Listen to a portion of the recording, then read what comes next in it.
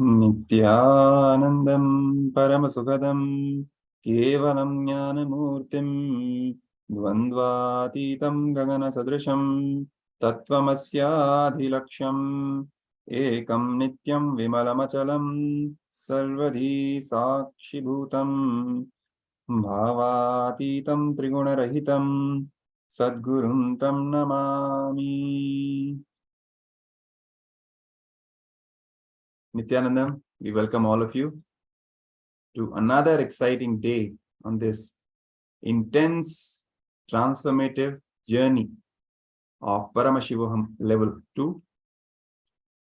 We have traveled 9 days of intense journey with intense sessions, powerful cognitions, power manifestation, having darshans of the Supreme Pontiff of Hinduism, Bhagavan Nithyananda Paramashivam, guiding us along the way, teaching us how to manifest the life that we want, how to create the reality that we want in our lives in various dimensions, be it health, be it relationships,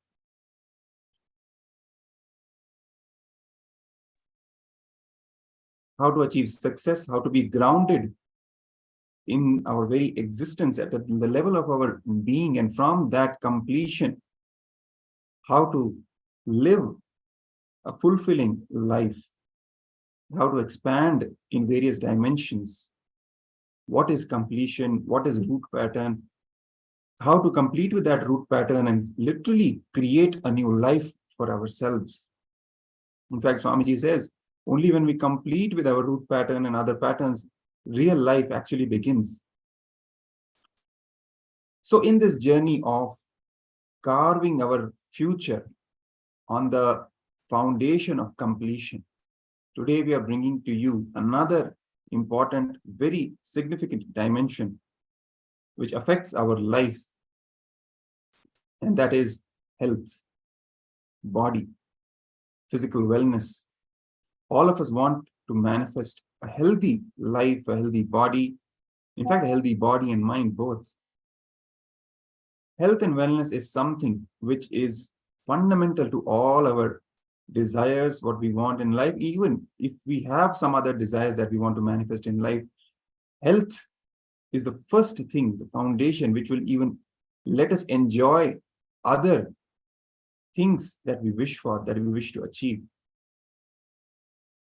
So in this journey on how to manifest health, perfect health consciously in our life and heal ourselves from all our ailments, diseases, patterns, whatever we have created so far, at the fundamental level of consciousness, and consciously create a healthy body, a healthy lifestyle, we are going to enter into today's sessions with the Supreme Pontiff of Hinduism, Bhagavan Nithyananda Paramashivam.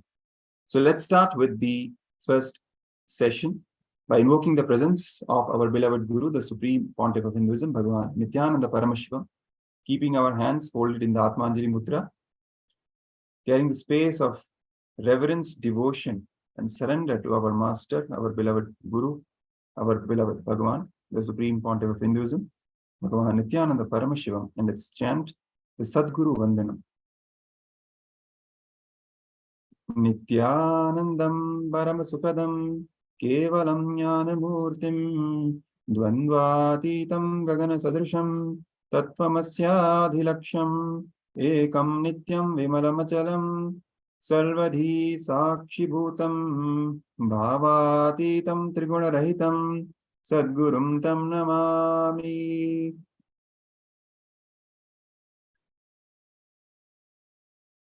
Yes.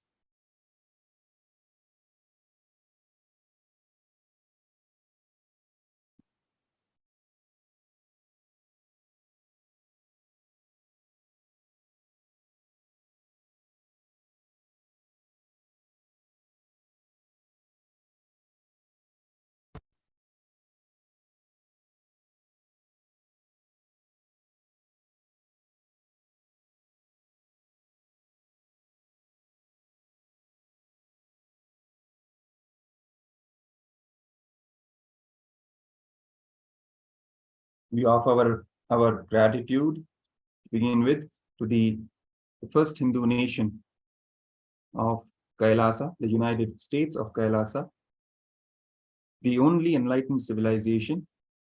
We are thanking Kailasa for reviving this long lost enlightenment science.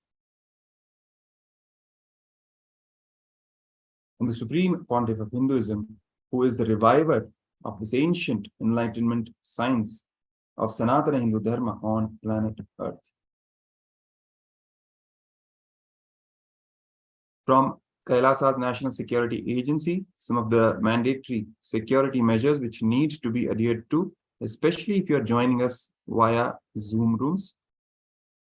Photography, video recording, and audio recording of any kind is strictly prohibited during all the sessions. Be on mute and be on camera throughout the class. If you need to step out in an unavoidable situation only, please inform the digital security officer or the concerned acharya. Some more important notes. So, health and wellness. That is the current session which we are going to dive into. So now let's hear directly from the words of the Supreme Pontiff of Hinduism. Let's come to the space of listening. Health as per Hinduism. Swamiji says, health is state of complete physical, mental, spiritual, psychological, and social well-being. Being healthy means being complete, achieving our wholeness, reaching the complete fulfillment, self-realization. That is the definition of health that the Supreme Pontiff is giving here. In Sanskrit, we have a different word for health, swastha. Swastha means centered on yourself. The very definition of health in Sanskrit is totally different. Health is not just diseaselessness. Health is a positive well-being completely centered on yourself. By focusing on ourselves, we bring in more clarity to our thoughts and actions. We befriend our body. We connect to our breath. We relate better with those around us as we start dropping our tight personal boundaries. The real purpose of health. Good health is not just an absence of disease, it is a positive well-beingness. The very purpose of our existence is to achieve the ultimate experience of our consciousness, the ultimate bliss. To feel bliss continuously inside us and to float with blissful lightness is what is called arogya or good health. I repeat, to feel bliss continuously inside us and to float with blissful lightness is what is called arogya or good health. This is what the Supreme Pontiff of Hinduism is revealing to us about the real meaning and the definition of health, good health, and wellness and well-being as per Sanatana Hindu Dharma.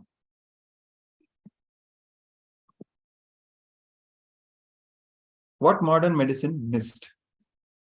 Fundamental blind spot with modern medicine is not accepting the role of consciousness, treating body as just biomechanism.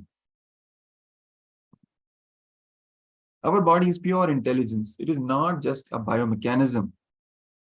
Swamiji says our body is pure intelligence. It is not just a biomechanism. It is force plus intelligence. It can respond to every single thought of your mind. Reaching and achieving the zone of intelligence or the space of consciousness is the goal. But we accumulate too much of negative emotions or toxins in our system, and for that reason, we are not able to achieve the deep, blissful, or restful awareness. All of our diseases are actually psychosomatic, meaning our disease stems from negativity and disturbance in the mind.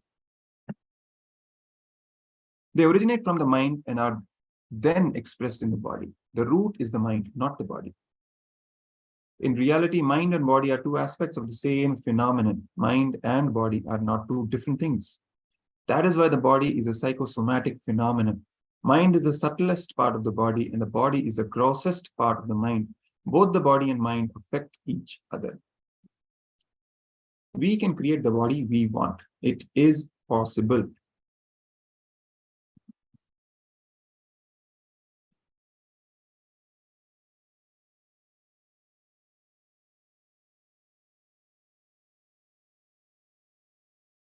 Body responds to every single thought of your mind.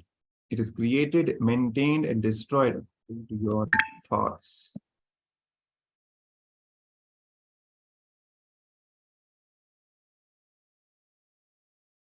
Goal is reaching and achieving the zone of intelligence or the space of consciousness. It is not difficult as we think.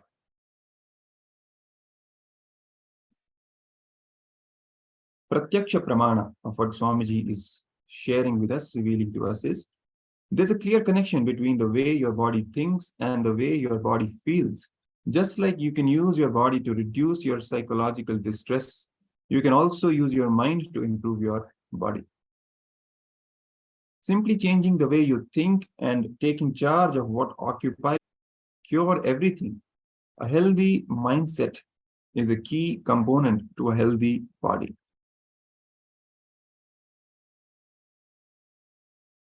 Engraved memories.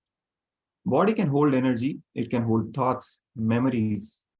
The unconscious zone is filled with negative memories and restlessness. All of our past memories, samskaras, all our past thought patterns are stored in this zone as files. Psychologists use the word engram to describe these deeply engraved memories. They are the cause for our mental and physical suffering. Pain is the only alarm system in our body. All our pain is nothing but our body asking for our attention, space, energy. If we give attention to our body, all problems will go away. Only when we don't give attention, we have disease. Body is meant for manifesting consciousness. Denial of body is not going to lead you anywhere other than the graveyard. Denial of body is not spirituality. That's what Swamiji, the Supreme Pontiff of Hinduism, reveals to us about the denial of the body. Denial of body is not going to lead you anywhere other than the graveyard. Denial of body is not spirituality. Such a great saint, Siddhar Tirumular, says, Udal valarteen, uyir valarteeni. So maintenance of body is very important. Our body is your body is your life. Your body is your ability to manifest consciousness. Let's hear from the Supreme Pontiff of Hinduism himself. He shares wellness for the whole being. For complete health and wellness, one requires balancing and healing the mind, body, emotions at the deepest levels.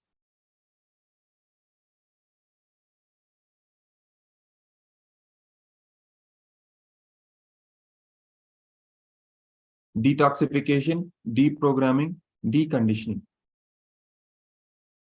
That is what is required. And then recharging, reprogramming, and rejuvenating.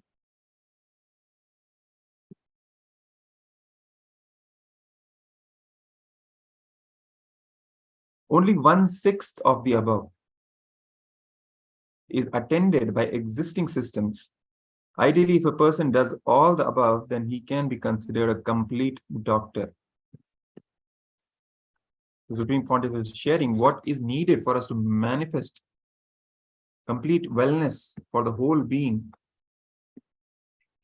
What we require is balancing and healing the mind, body, emotions at the deepest levels. First, we detoxify, deprogram, and decondition the engraved memories and the pains and the negativity that is stored even at our physical level, and then recharging, reprogramming, and rejuvenating our body-mind system to manifest health and well-being. And he shares only 1/6 of the above is attended by existing systems, these existing medicine systems that we have today.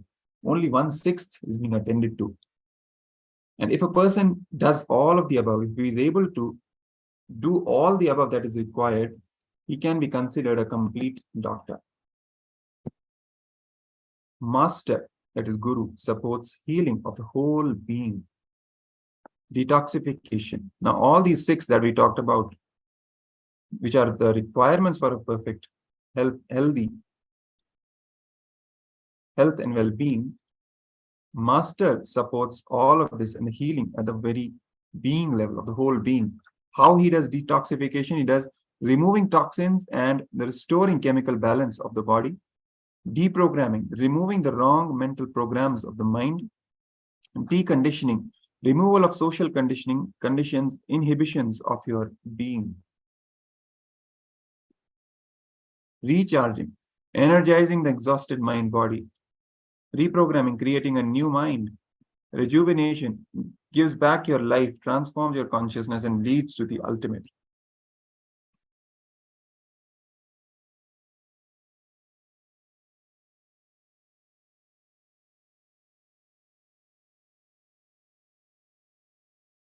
From the Ashtanga Hridayam, Adhyaya first, the Shastra Pramana for this truth.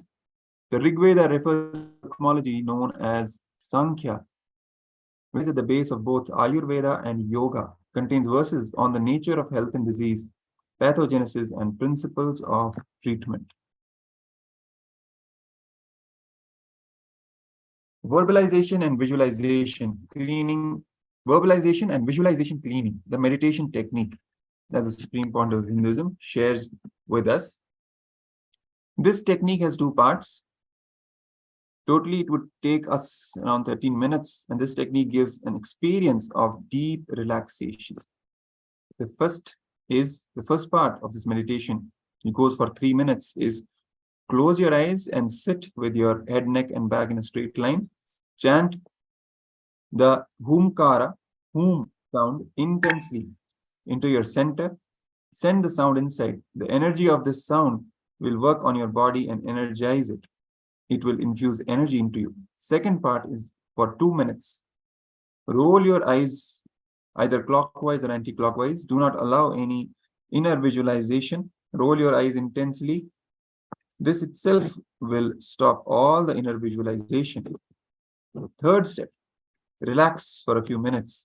By the time you reach the third step, you will have a clear awareness in you because you have cleared the verbalization and visualization. So naturally, you will see a deep silence on you, in you. Enjoy and relax into that silence for a few minutes. It is like a complete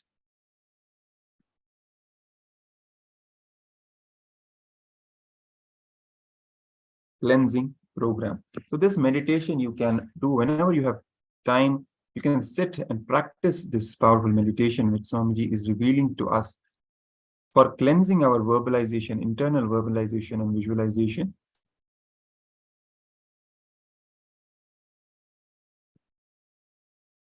And you can practice it regularly to have that sense of deep relaxation in you.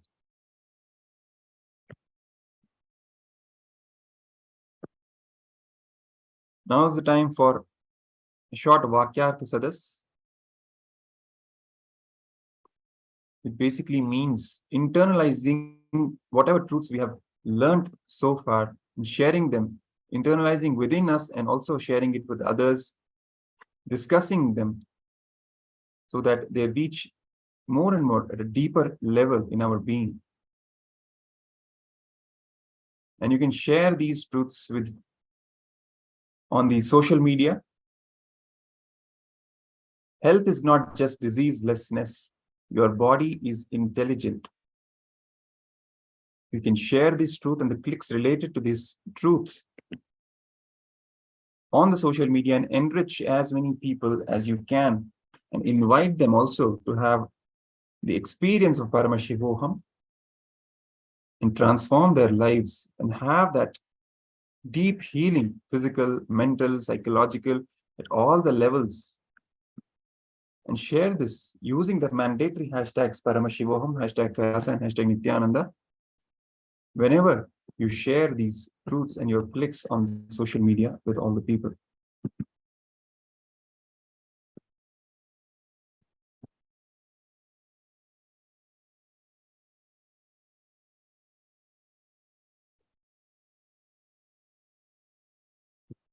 Let's hear a short revelation from the Supreme Point of Hinduism on this topic.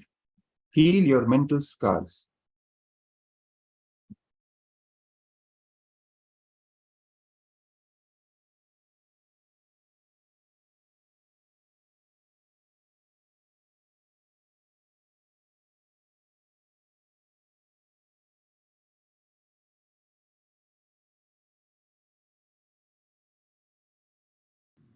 सदाशिवसमारम्भां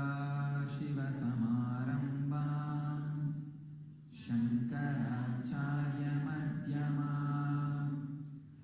अस्मदाचार्यपर्यन्तां वन्दे गुरुपरम्पराम्.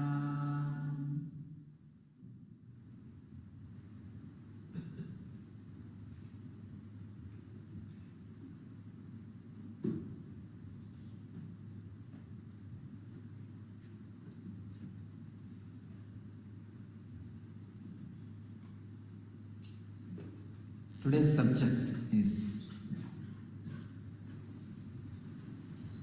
heal your mental scars to redesign your life. First you need to heal your mental scars.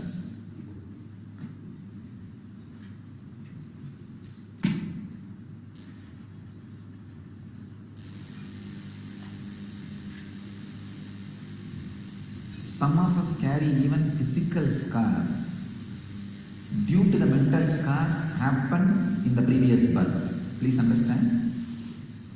I have seen many people carrying the physical marks, scars related to previous birth sufferings or incidents.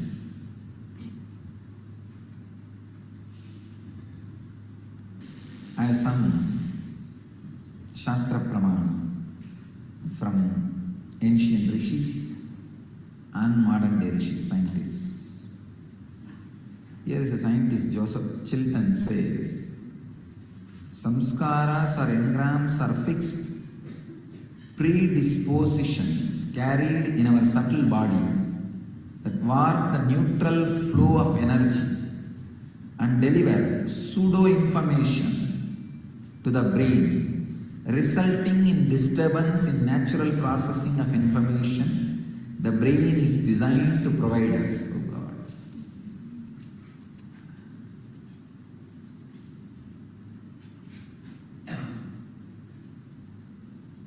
I have seen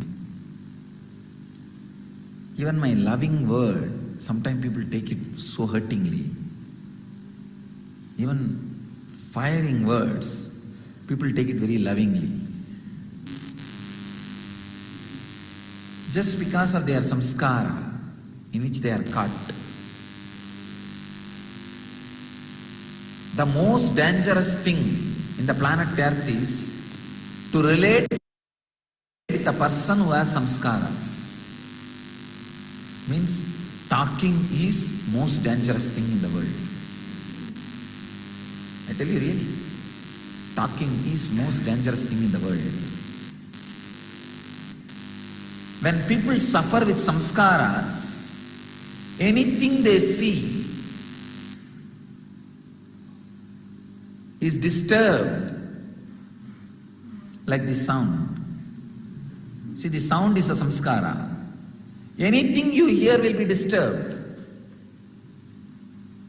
The outside sound itself can disturb so much, means inside sound, what will happen? The inside sound is what I call samskaras.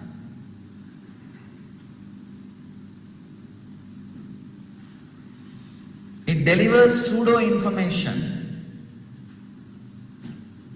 First things human beings should learn before the age of 40 is to establish yourself on certain awareness. I can call that state as a pratyagatma chaitanya jagratam, means an individual awareness is awakened. To that level, all children have to be established basically in that level. Only then human civilization is possible. Till then, whatever we are having is just hell, where nobody is ready to listen to anybody. Everybody is suffering with their own engram, and no relationship is possible. Today morning I was reading a book.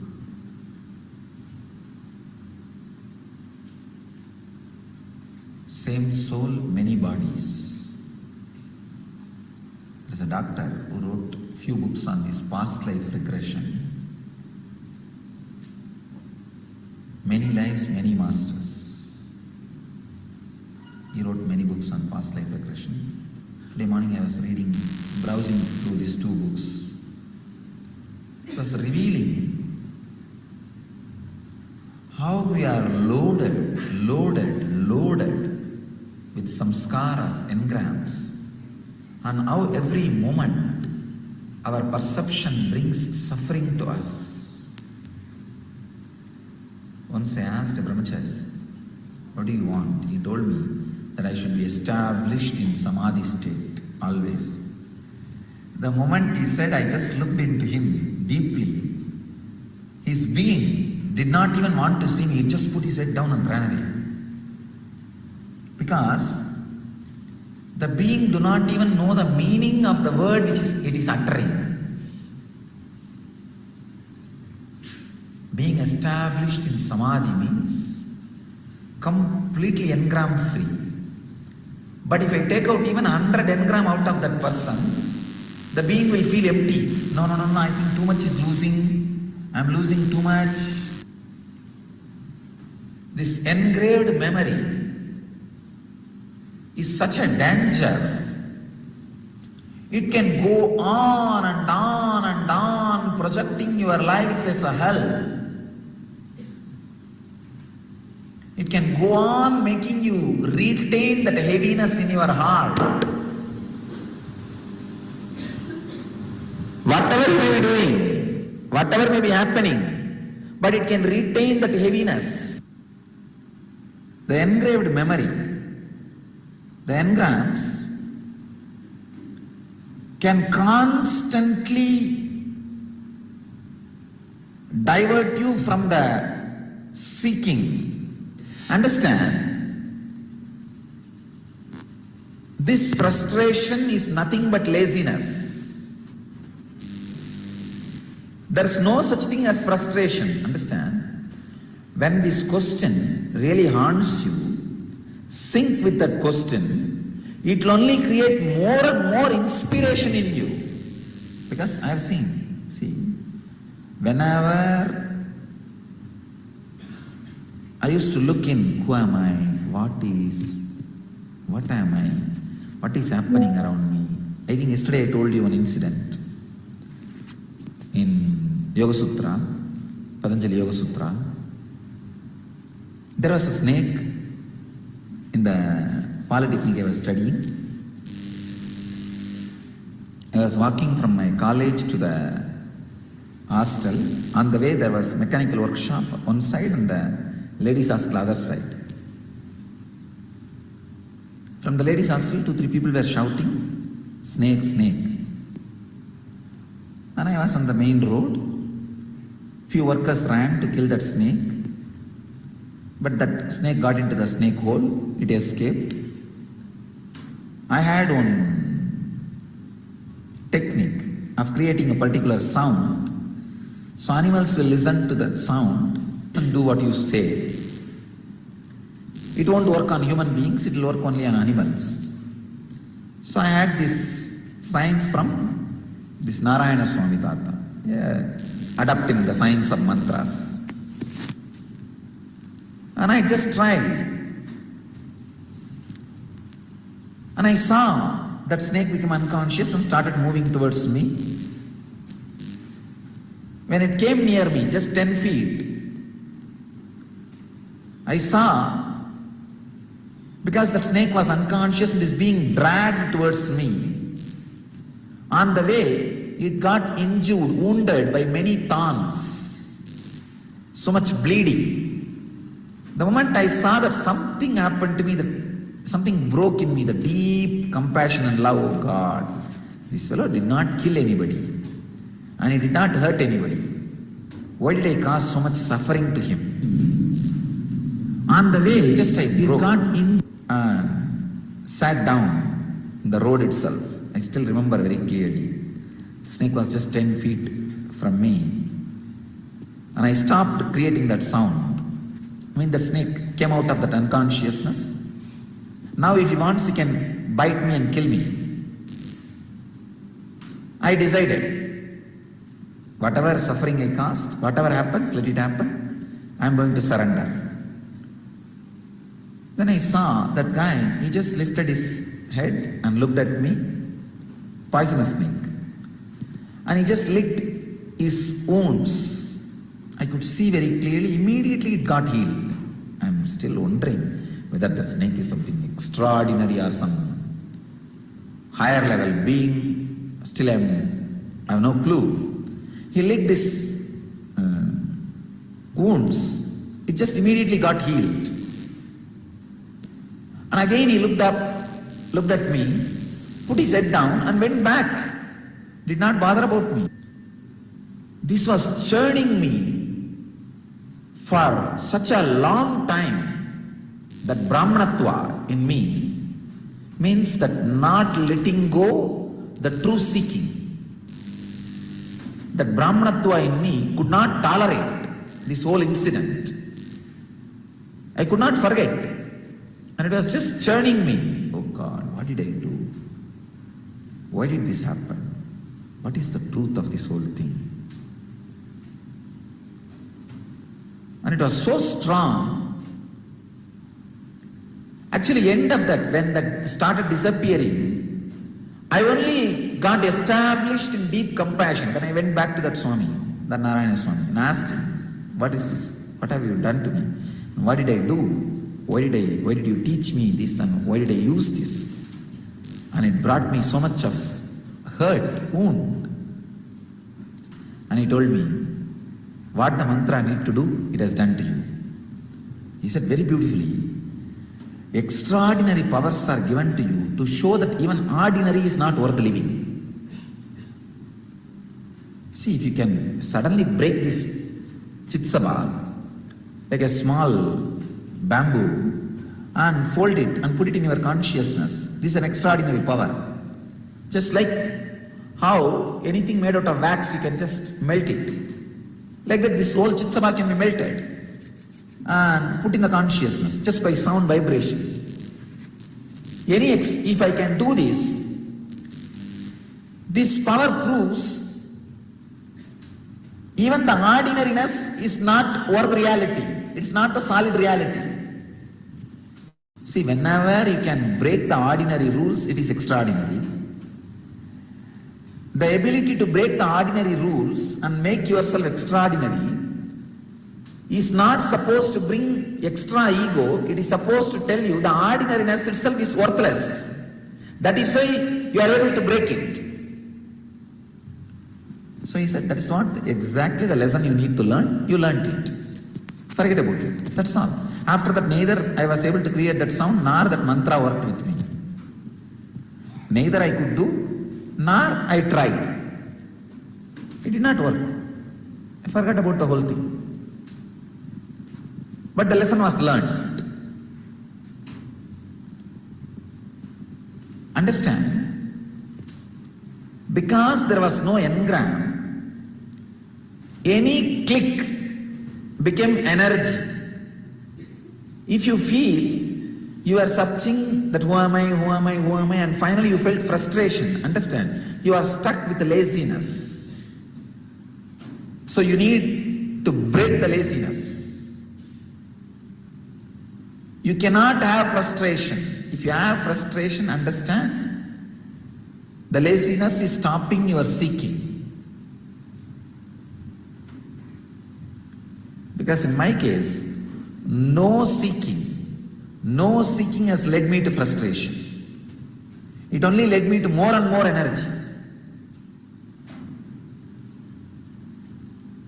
After that snake incident, yesterday, I think if you hear the whole Patanjali Yoga Sutra, you will understand. After that seeking, that churning, which was there for at least 3-4 months, it only led me to more energy, more understanding. Now, if I have any more experience like that, I am ready to go for deeper seeking, deeper experience. I am not frustrated about it. Same way, if you feel that you have started searching who am I, After some time you are feeling frustrated. It means you don't want to do it once more. No. I have seen sometimes these guys get into some foolish mess in the mental setup and do not want to meditate anymore. It's like a cat which tried to drink hot milk. Once it gets the wound in his tongue, will never ever go near the milk again. So, if there is a frustration about any higher truth, disillusion, any about higher idea, it is laziness you are stuck. Break it. Understand, laziness stored in your core muscles should be broken by yoga. Laziness stored in your brain muscles should be broken by again and again and again practicing.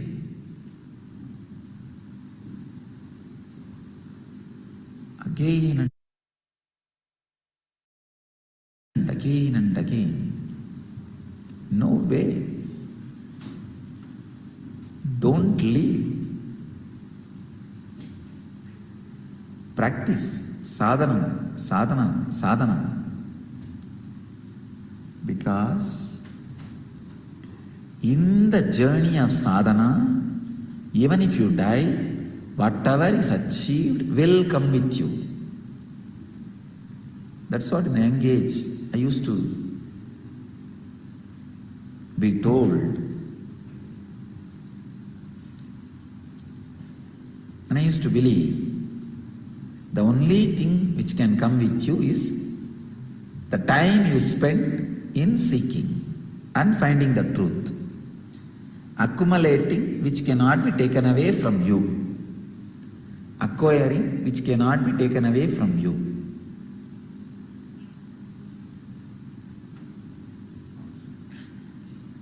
So,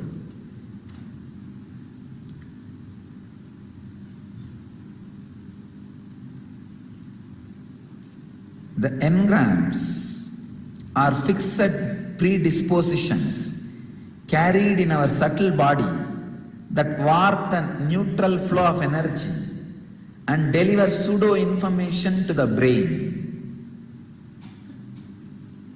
When I say something, do something, you will have your own interpretation for it. Then you are caught suffering and big messing up,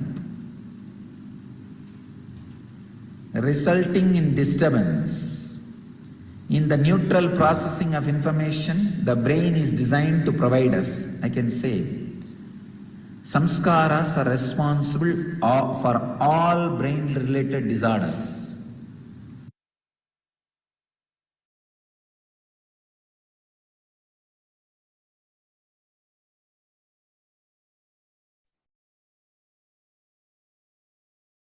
Yes. So now we come to the end of this amazing session on manifesting the health and wellness and introduction of what is health from the Supreme Point of Hinduism himself, the way he defines health and well-being and what it really means to be healthy for all of us.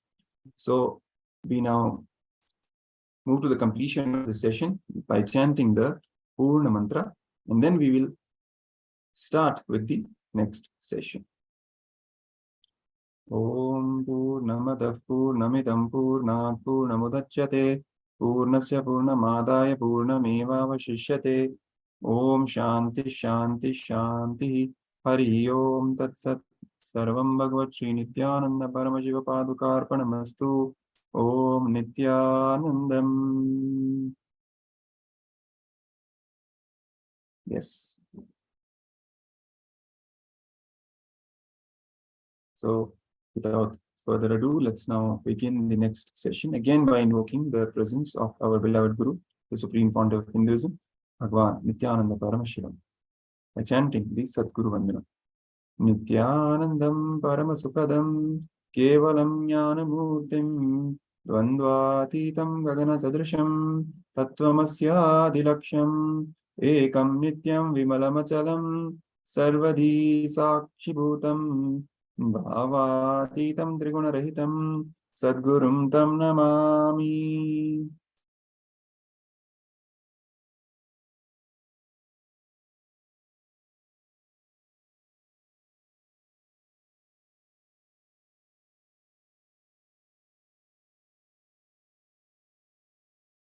So we will now be looking at a short clip, an initiation by the Supreme Pontiff of Hinduism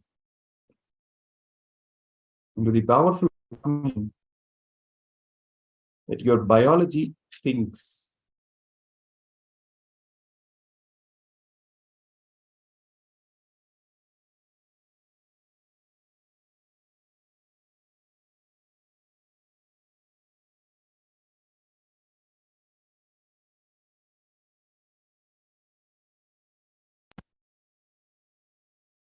Paramashivoham.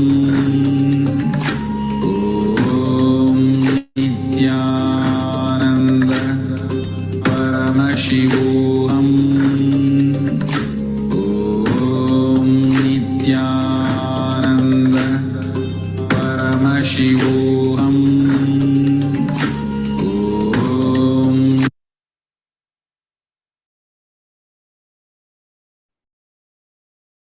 Let's sit with our head, neck, and spine in a straight line as the Supreme Pontiff of Hinduism will initiate us into this powerful cognition of our biology thinks, into the powerful cognition that we learned from the previous session. Let's chant the Mahavakya, sit in a complete, relaxed, and receptive space.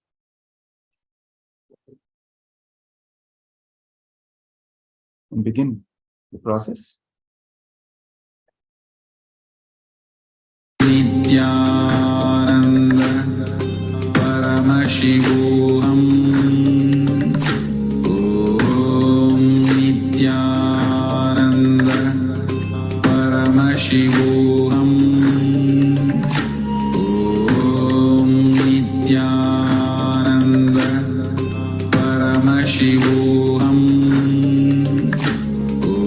Om Nithyananda Paramashivoham. Om Nithyananda Paramashivoham. Om Nithyananda Paramashivoham. Om Nithyananda Paramashivoham. Om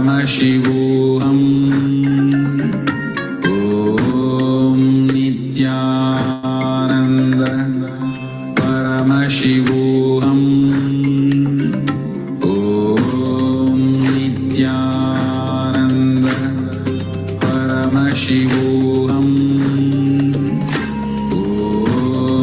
Nithyananda Paramashivoham. Om Nithyananda Paramashivoham. Om Nithyananda Paramashivoham. Om Nithyananda Paramashivoham. Om Nithyananda Paramashivoham. Om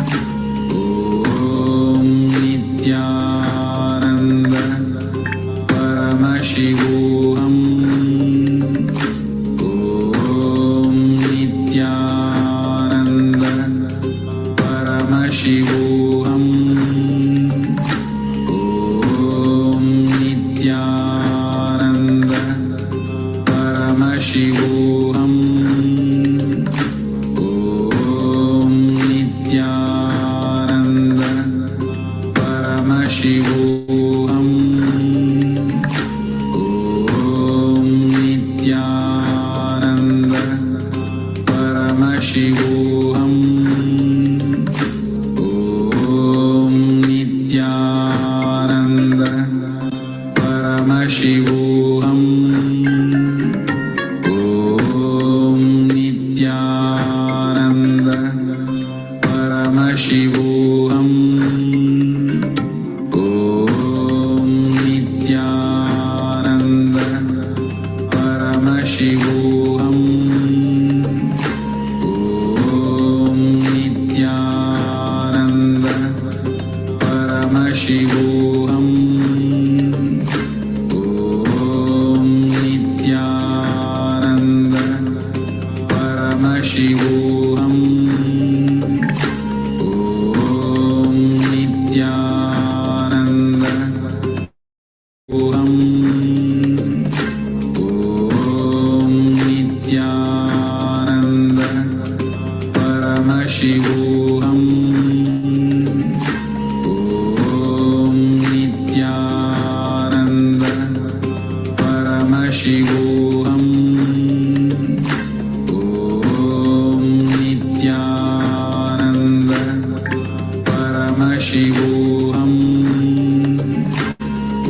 Om Nithyananda Paramashivoham. Om Nithyananda Paramashivoham. Om Nithyananda Paramashivoham. Om Nithyananda Paramashivoham. Om Nithyananda Paramashivoham. Om Nithyananda Paramashivoham.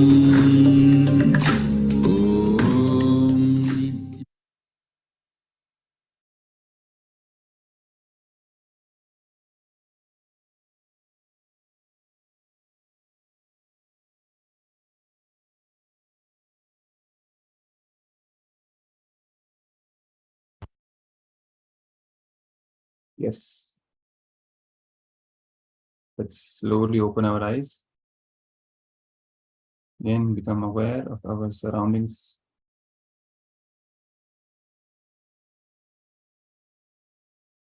To this powerful initiation process.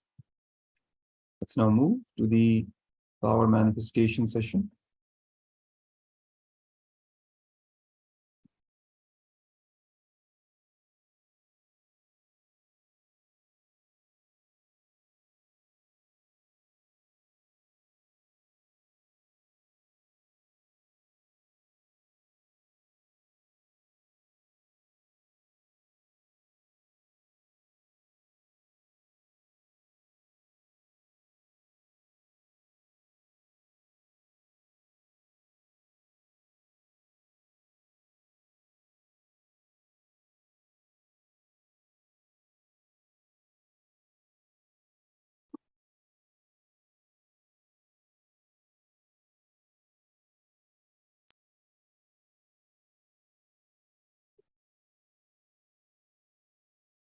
Let's enter into this power manifestation session. Again, with the Sadguru Vandanam, keeping our hands folded in the Atmanjali Mudra, invoking the presence of our beloved Guru, Swamiji, the Supreme Pontiff of Hinduism, Bhagavan Nithyananda Paramashivam. Please chant along with me. Nithyanandam Paramasukhadam Kevalam Jnanamurtim Dvandvatitam Gagana Sadrisham Tattvamasyaadhilaksham Ekam Nityam Vimalamachalam Sarvadhi Sakshibhutam Bhavatitam Trigunarahitam Sadgurum Tam Namami. Quick overview of the security measures from the KAILASA's National Security Agency. Photography, videography, audio recording of any kind is strictly prohibited. Please be on mute and be in front of the camera throughout the session. This is especially for those who are joining us from the Zoom room. And if you need to step out in any unavoidable situation only, please inform the digital officer or the concerned Acharya. Some more important notes to be taken into consideration. Let's begin with the extraordinary powers of the divine, of Paramashiva, manifesting Shaktis.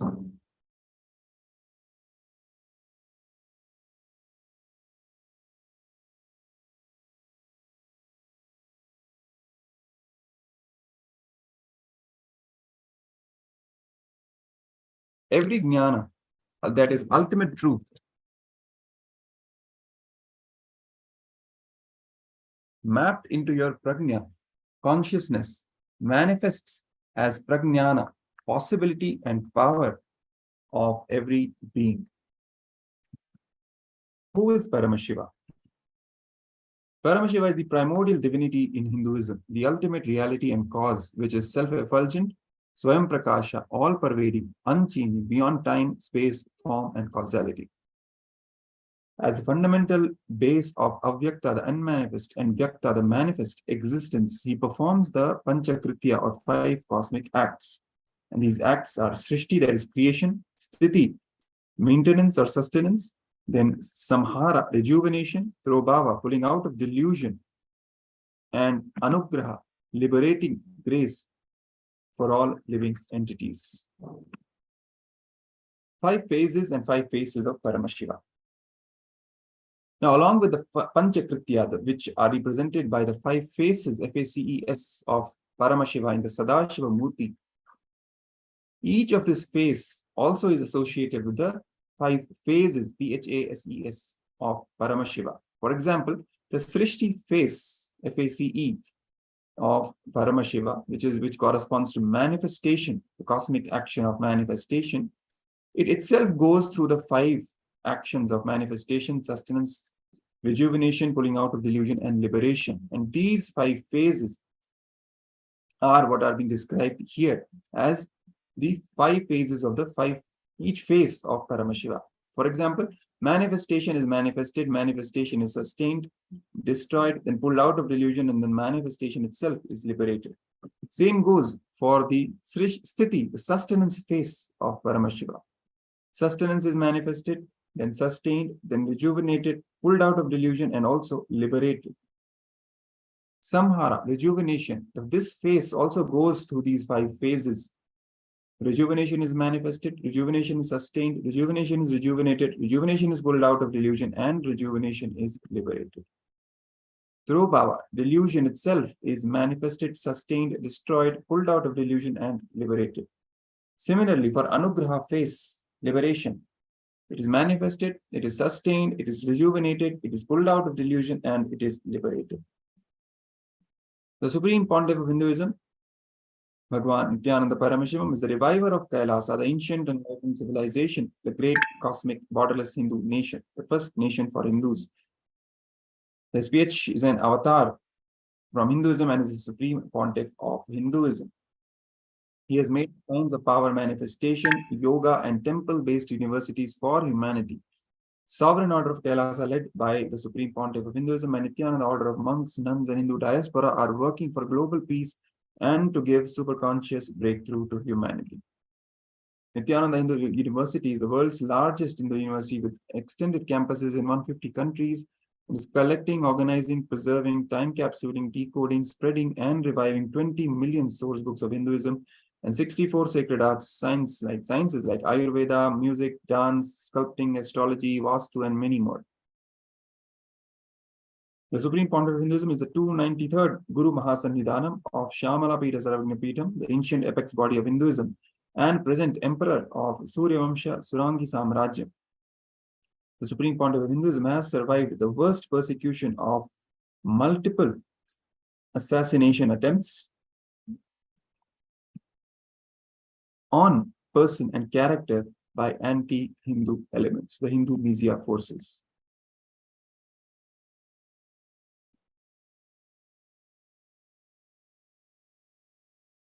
Kailasa's Paramashivoham is authenticated through 4 levels of evidences or pramanas, as they are called in Hinduism, in the Sanskrit language. Shastra Pramana, the eternal, unchangeable truths revealed in the source scriptures, that is Vedas and Agamas. Then Apta Pramana,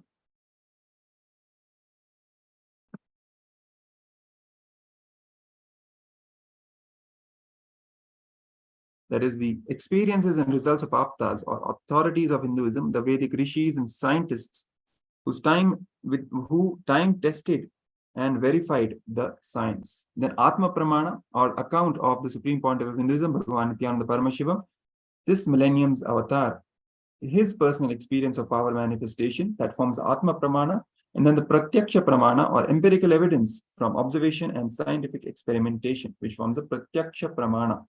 All these put together are the evidences for which lay the foundation of the authentication of the power manifestation science in Paramashivoham, which is being revealed to us by the Supreme Pontiff of Hinduism. So with this, now let's set up for the power manifestation session. Let's get our Living Enlightenment book and receive the powerful cognition.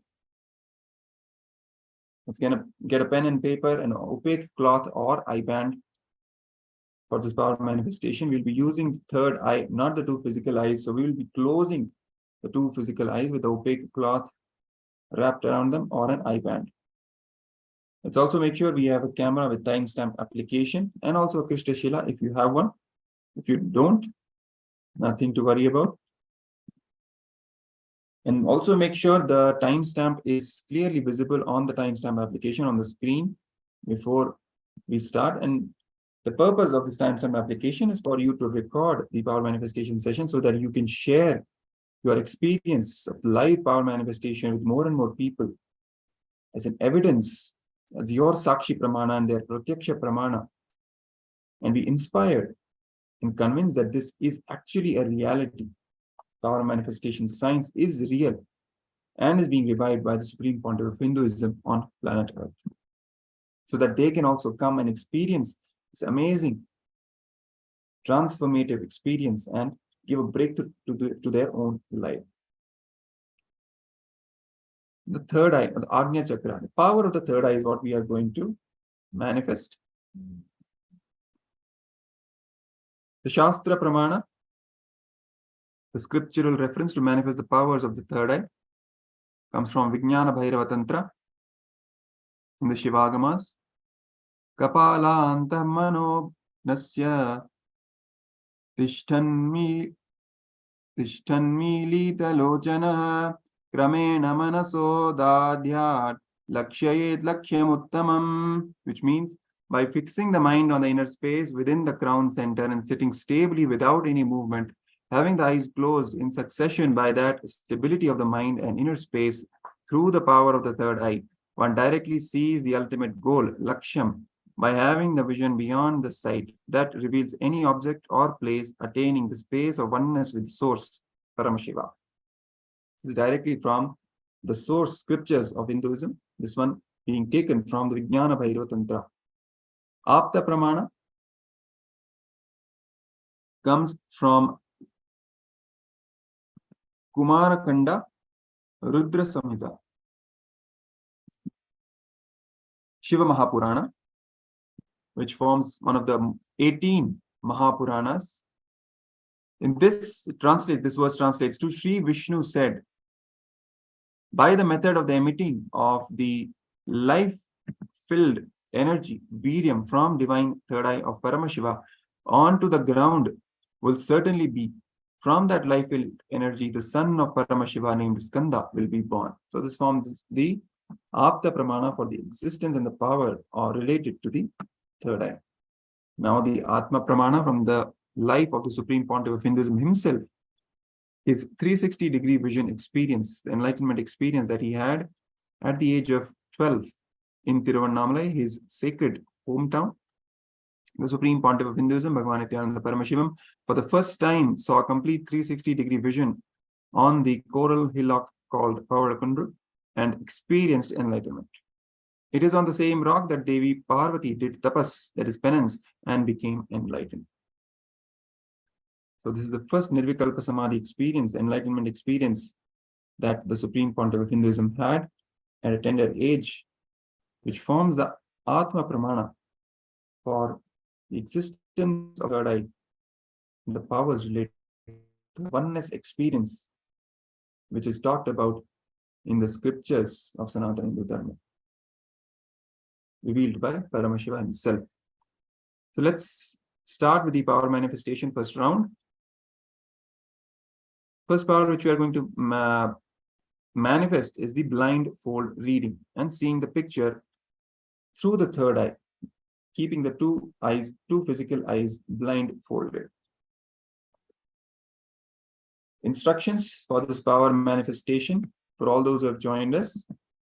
Let's sit cross-legged on the floor or on the chair with your head, neck, and spine in a straight line. Visualize Paramashiva has come down as Bhagavan Nithyananda Paramashivam from Kailasa. Remember Paramashiva in your third eye. Sit with this powerful cognition and meditate on it. Think intensely, you are Nithyananda Paramashiva. Anything else you think as your identity is delusion. Drop it. You are Nithyananda Paramashiva. Nithyananda Paramashiva. Absolute unclutching. Having the space of absolute unclutching to experience the state of Paramashiva.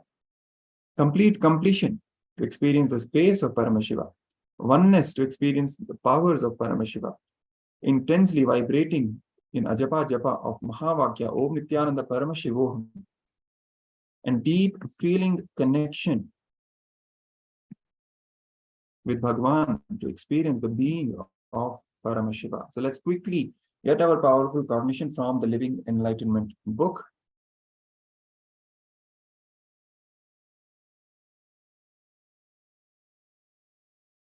If you don't have your copy of Living Enlightenment, you can download it for free from the link kailasa.org/living-enlightenment. We'll be posting this link.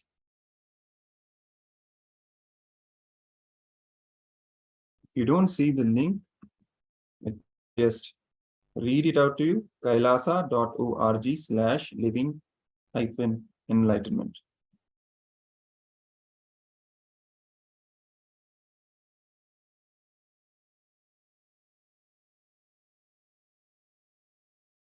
Let's receive the powerful cognition.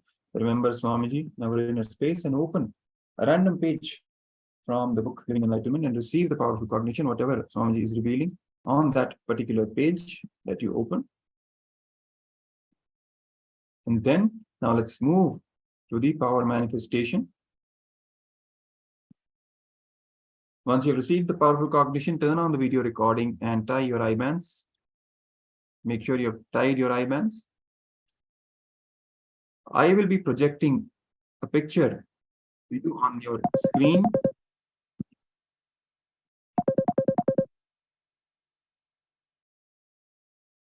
So make sure your two eyes are closed and you're not able to see anything on the screen. No light is entering. Your two eyes are completely closed and wrapped with an eye band or an opaque cloth. Once I start projecting the picture, you begin chanting the Mahavakya, be in the space of oneness, and then verbalize whatever is being revealed through your third eye. Whatever you see through the third eye, you start verbalizing it. And then after some time, you remove the eye band and take a few minutes to pen down what was revealed or put in the chat window. You can put in the Zoom chat. And for those who are watching us from the YouTube, you can put in the live comments, the live chat as well, what was being revealed to you. Okay, so let's begin. Let's wrap the eye band around our eyes. Tie the eye bands or the opaque cloth and make sure we are ready. Let's take 1 minute and then I'll project the picture on the screen and you have to see only through your third eye what is being projected on the screen. Let's begin. Let's tie the eye bands quickly.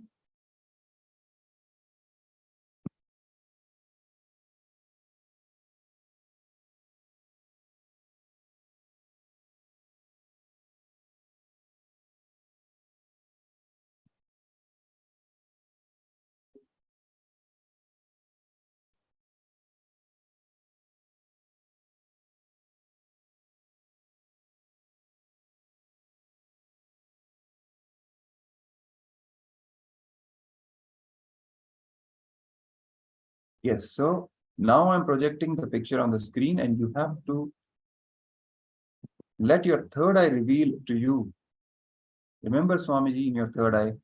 Request him to reveal to you what is being projected on the screen, and then verbalize it and type in the comment section or the chat window what was being revealed to you. So I'm projecting the picture, and we'll also be playing the Mahavakya in the background for you to come in the space of oneness for the manifestation of this power. Let's begin.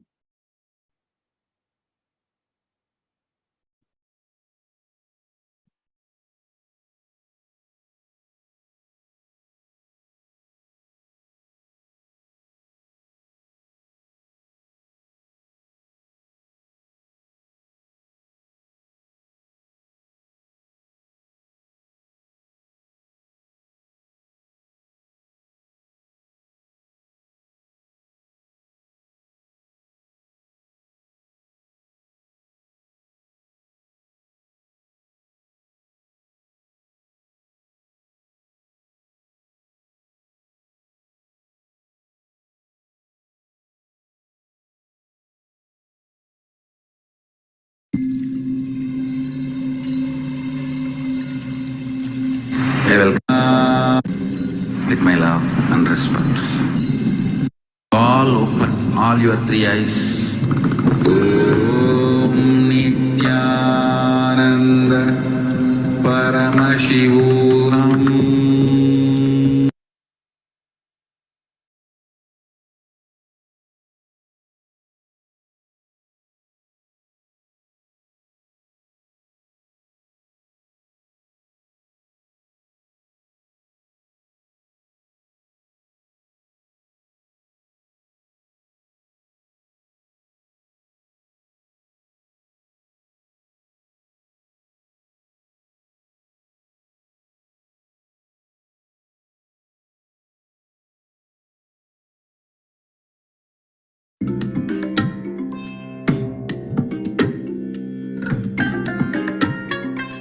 I bless you all.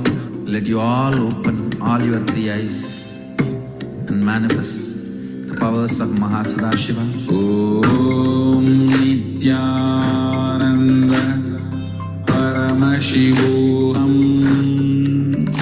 Om Nithyananda Paramashivoham.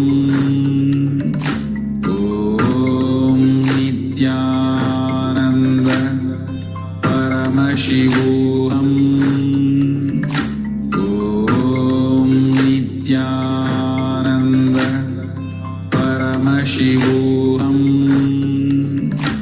Om Nithyananda Paramashivoham. Om Nithyananda Paramashivoham. Om Nithyananda Paramashivoham. Om Nithyananda Paramashivoham. Om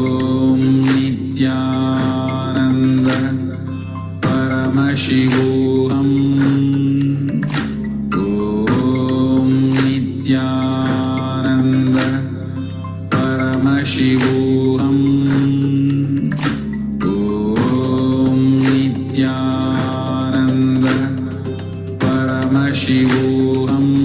Paramashivoham. Om Nithyananda Paramashivoham.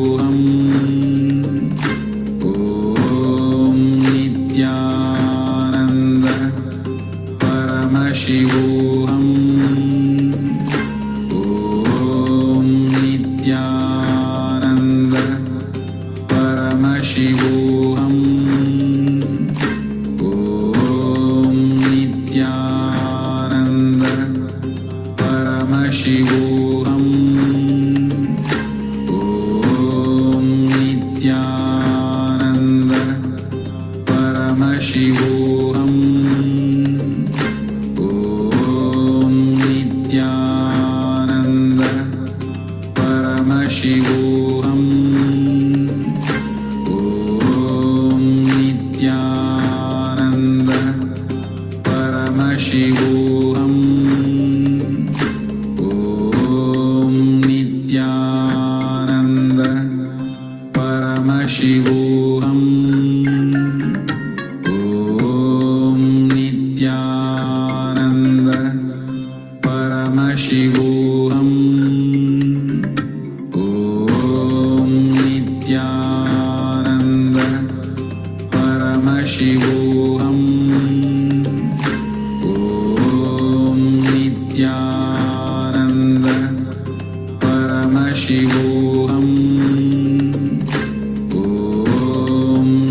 Nithyananda Paramashivoham.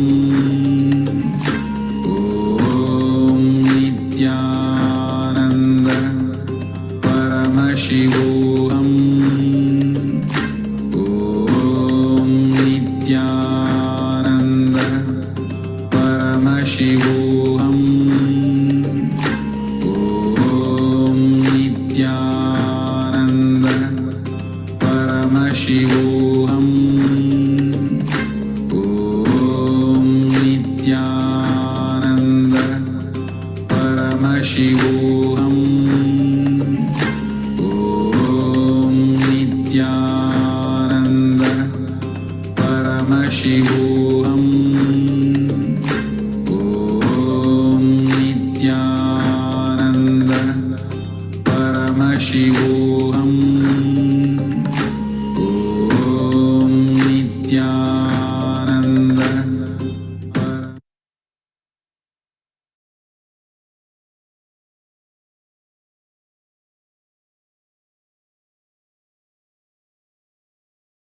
Yes.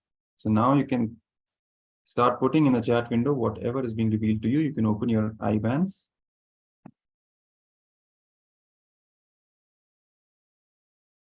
Before I reveal the picture to you, you can type in the comment section or the chat window what was being revealed to you. Then you can actually look at the picture, what was being projected.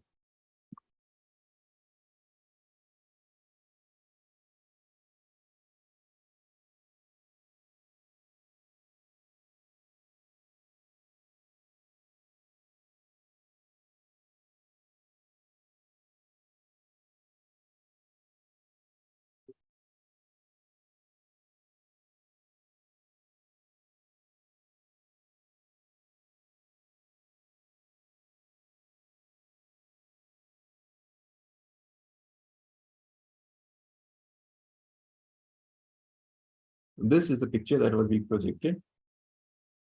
The Supreme Pontiff of Hinduism doing the Panchatapas, very powerful process along with his disciples in Adi KAILASA, Nithyananda Paramashivam.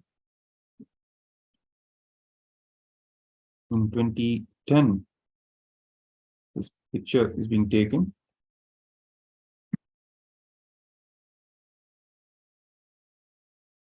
So we'll quickly move to the next round of power manifestation, which is the power of body scanning. Power of body scanning forms the fundamental principles of biology.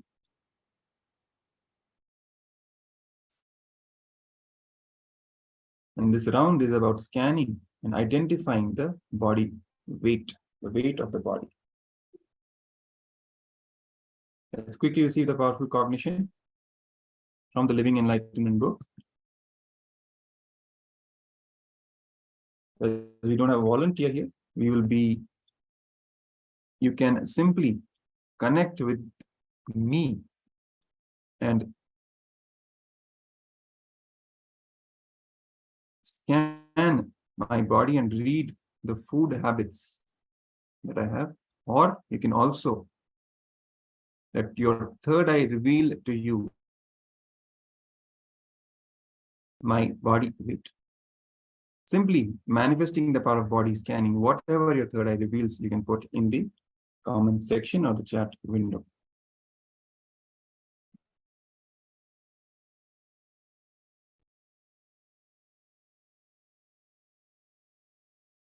So let's now begin.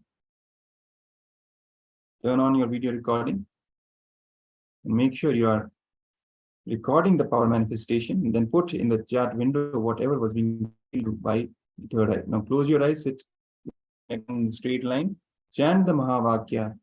Let your eye reveal to you whatever it's revealing. You type it down in the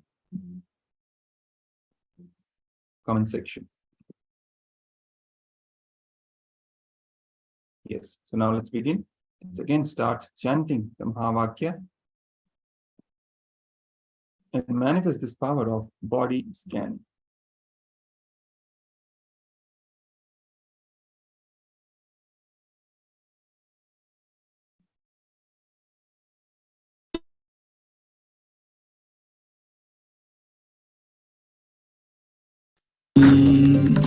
Om Nithyananda Paramashivoham. Om Nithyananda Paramashivoham. Om Nithyananda Paramashivoham. Om Nithyananda Paramashivoham. Om Nithyananda Paramashivoham. Om Nithyananda Paramashivoham. Om Nithyananda Paramashivoham. Om Nithyananda Paramashivoham. Om Nithyananda Paramashivoham. Om Nithyananda Paramashivoham. Om Nithyananda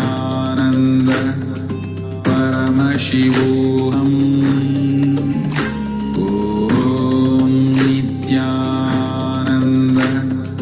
Paramashivoham.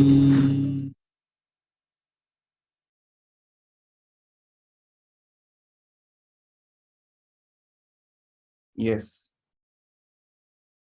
So you can put in the comment section whatever was revealed by your third eye to you through this body scanning or manifestation. Until you're typing your comments, let's move on. Let's upload the videos. If you have taken the video, you can upload and share on the social media platforms and with all your friends and family, and invite them also to join the Paramashivoham level 2. So we end this session with the Purna Mantra and move on to the next session. Om Purnamadah Purnamidam Purnat Purnamudachyate Purnasya Purnamadaya Purnamevavashishyate Om Shanti Shanti Shanti Hari Om Tatsat Sarvam Bhagavad Shri Nithyananda Paramashiva Padukarpanamastu Om Nithyanandam.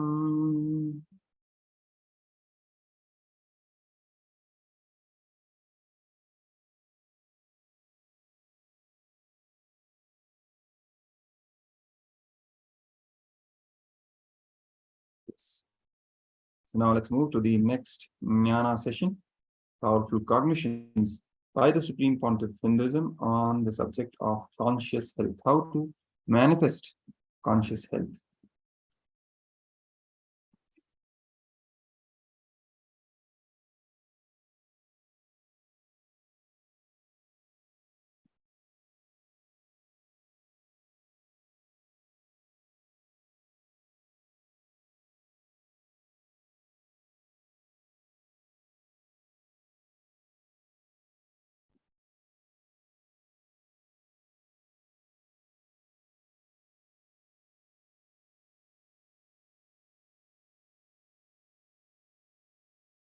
Just give me a moment.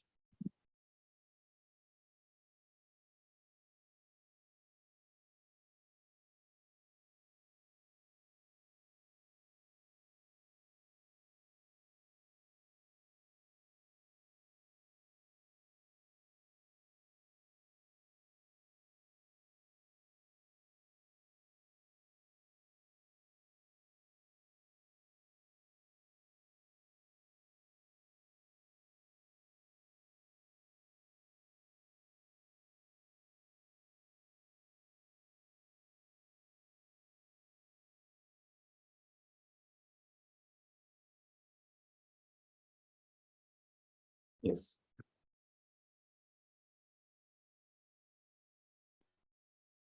Quick overview of the security measures from KAILASA's National Security Agency. Photography, videography, audio recording strictly prohibited. Be on mute and be on front of camera throughout the class. This is for the Zoom participants. If you need to stop, and if you need to step out in an unavoidable situation only, please inform the digital security officer or the concerned Acharya. Conscious health. Raise your consciousness. The Supreme Pontiff of Hinduism reveals, it is beautiful to maintain your body and your mind. It is good to maintain your lifestyle, food, habits. But there is something much more than all this. You should raise your consciousness. Consciousness is our nature. Prakriti is the origin, the nature, the primordial state of everything that exists in the universe. Pra means beginning, and Kriti means creation. Our Prakriti constitutes of three primary gunas, qualities: energy, matter, and consciousness. Raising our consciousness awakens the latent potential energy called Kundalini Shakti. Largest untapped natural resource lying within us is Kundalini energy. Once awakened, Kundalini brings about extraordinary transformation in the body-mind system of the individual, including a huge surge in energy levels, the healing of chronic diseases, and enhanced mental abilities. An avatar is the powerhouse of consciousness. Only the rarest being known as the avatar, by virtue of being established in the space of non-dual oneness, can awaken our Kundalini Shakti in others by the sheer power of his presence. Path to ultimate health and well-being. Ananda Ashtanga is a simple eightfold pathway to living enlightenment. These are simple techniques that raise your consciousness and make you experience ultimate health and well-being.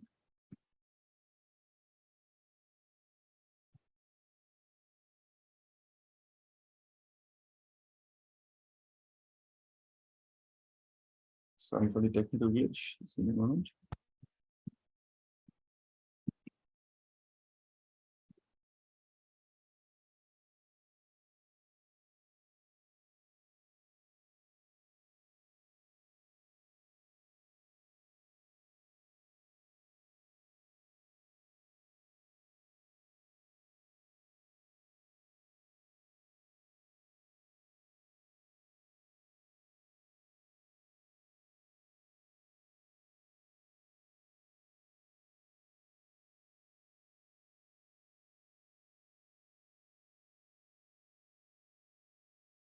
Yes.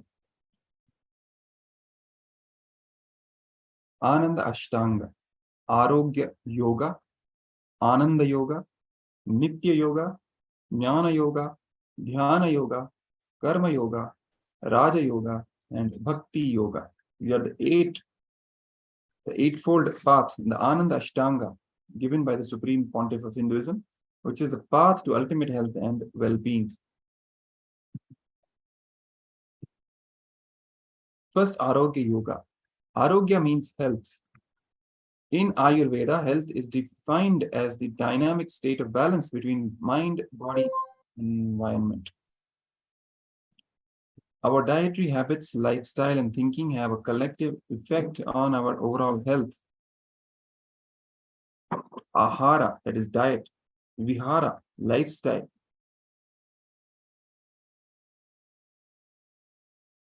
And vichara, thoughts.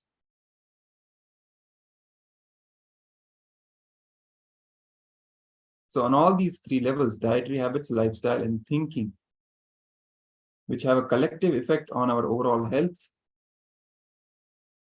having a state of balance between these, having a state of balance between the mind, body, and environment. What is health as per Ayurveda?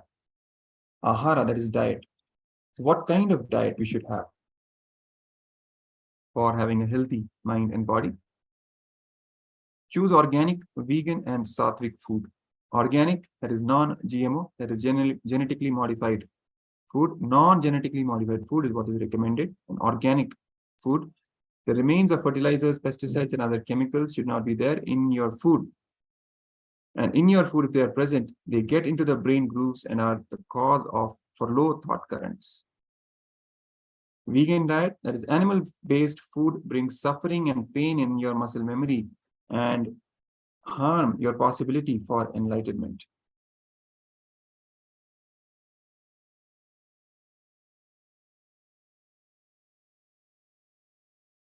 Sattvic food.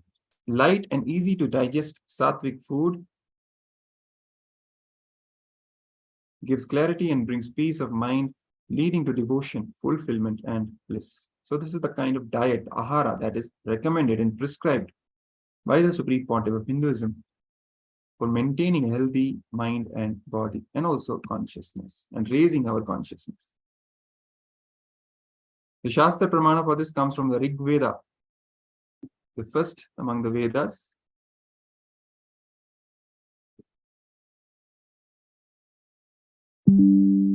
which says, if you wish to achieve bodily and spiritual happiness, then be simple in your diet, your daily routine, and deeds. Vihara, lifestyle. What kind of lifestyle is recommended and prescribed? Ayurvedic herbs, that is haritaki, neem juice, etc., to support the body cleansing and healing process. Daily spiritual routine, puja, yoga, satsang, power manifestation, they raise the frequency of our inner space to a vibrant and healthy level. Nirahara samyama, that is liquid diet, to detox the body and activate the healing process in deeper layers. Laughter meditation is a tremendous source of healing energy. So incorporating these simple things in our lifestyle have a huge impact on our body-mind system to make it healthy. For example, incorporating Ayurvedic herbs in our diet, maintaining a daily spiritual routine with puja, yoga, power manifestation, listening to the satsang, the daily satsang presidential address by the Supreme Pontiff of Hinduism on various topics that he reveals direct truths on. And all of them raise the frequency of our inner space, and incorporating other processes, powerful processes, which also are being revealed to us by the Supreme Pontiff of Hinduism. For example, Nirahara Samyama, having a liquid diet regimen, detoxes the body and activates the healing process at deeper layers. And also, one of the important techniques which Swamiji here gives to all of us is the laughter meditation, which acts as a tremendous source of healing energy. Then vichara, thoughts. What kind of thought currents we should cherish? Requesting Guru's blessings to pull you out of delusion, liberate you, and bring you back to a healthy state. All day chanting Mahavakya, the mantra given by Swamiji, it realigns your biomemory and muscle memory to optimal health. Completion with fears around health and unhealthy beliefs about self. Unclutching to release stress from our inner space, stress being a major factor of most diseases.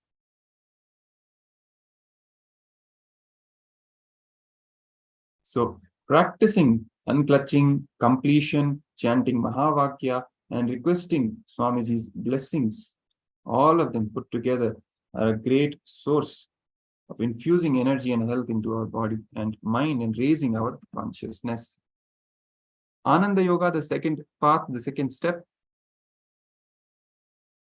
Ananda is the joy which comes to you by activities like puja, kirtans, and unclutching and puts you in bliss. Nitya Yoga. Yoga is a means to unite with our higher self. Yoga does not actually mean union. Yoga means uniting. Uniting is a high energy process and one of intense enthusiasm. Jnana Yoga is the path of Jnana is the path of knowledge.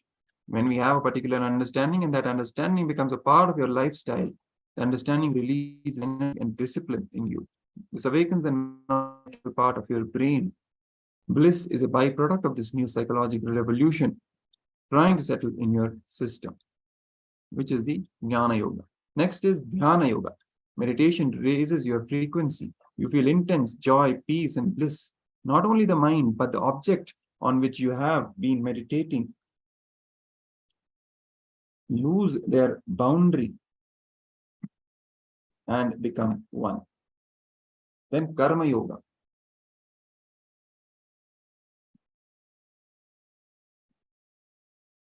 In the Bhagavad Gita, Krishna says, Tasmat asakta Satatam karyam karma. Samachara asakto hi acharam karma. Param apnoti purushaha. Therefore, which translates to therefore, without being attached to the results of activities, one should act as a matter of duty.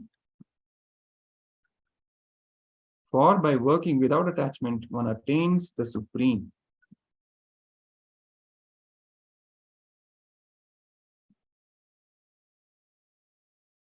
Whole essence of karma yoga is to drop your attachment to the purpose and goal and live happy life blissfully. You will achieve the supreme, that is karma yoga. Passionate action keeps us ageless. Let's listen to this short clip, this revelation from the Supreme Pontiff of Hinduism himself on this truth.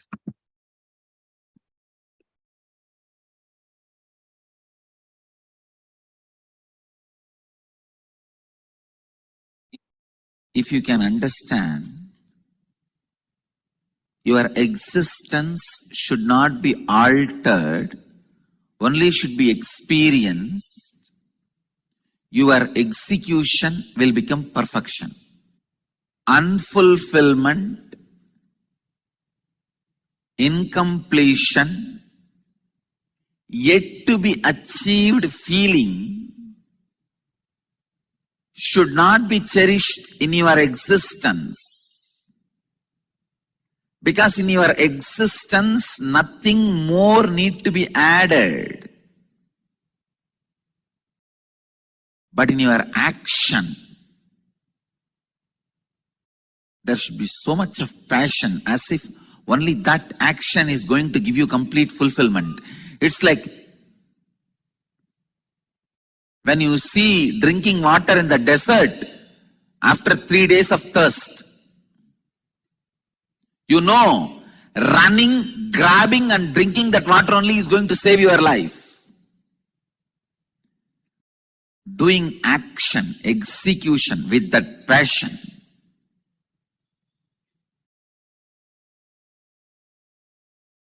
I tell you, execution with the passion postpones even your death. In the modern day, many of the surveys, studies, researches are proving people who don't retire live long. Their work itself is retirement.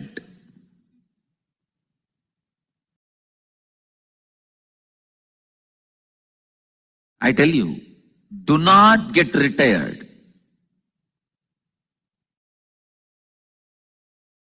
Constantly go on doing something. The passion to execute makes you live. Live, live, and live. Even if you feel all doors are closed for you, don't keep quiet. Live, live, live.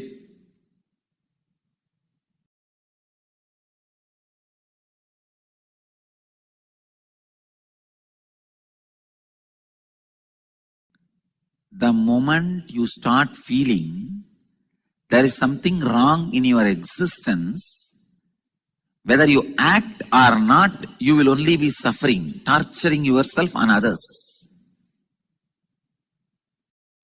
The moment you feel your existence is more complete than any completion is possible, then whatever your execution, not only it radiates your fulfillment, it fulfills everybody around you.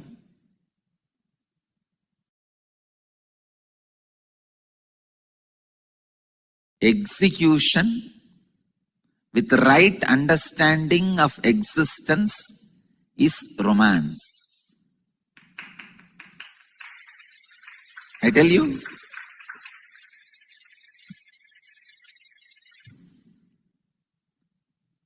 execution with the right understanding of existence is romance with life.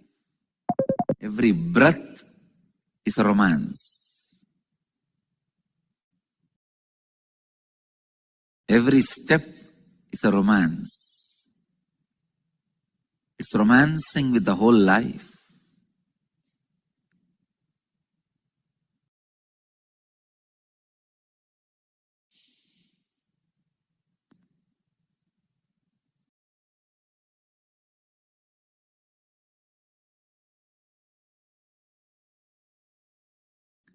The day I realized nothing can be done in the inner space,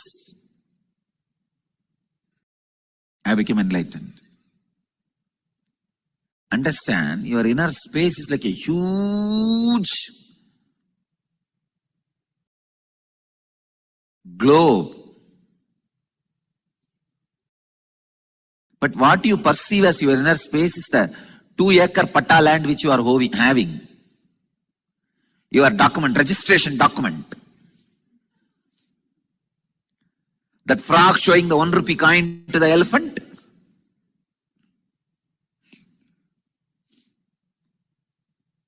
Just because this land is registered in your name, don't think death will not come inside the land and take you away.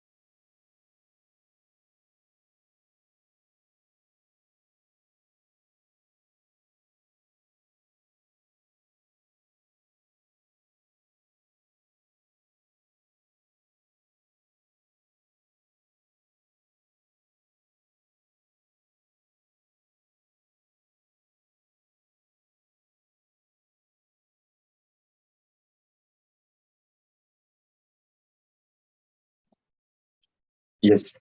So we are completing for the technical glitch. We are continuing with the session. So Raja Yoga. Raja Yoga is declared as the goal where one experiences nothing but the bliss of the undisturbed, the natural state of calm, serenity, peace, communion within and contentment. The basic key of Raja Yogam is forgetting the past, so cleansing all the past karmas and simply dropping all the past mental setup. Another key is not to worry about the future and to begin to live in the present moment.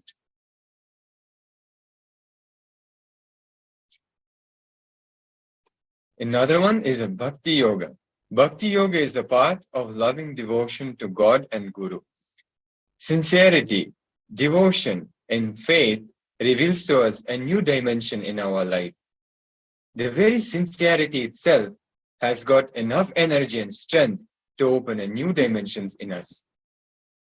Puja is connecting our personal energy with the creative force of the universe, melting into a deep mood of gratitude and devotion. We receive the beautiful return flow of divine compassion and the uplifting of our consciousness.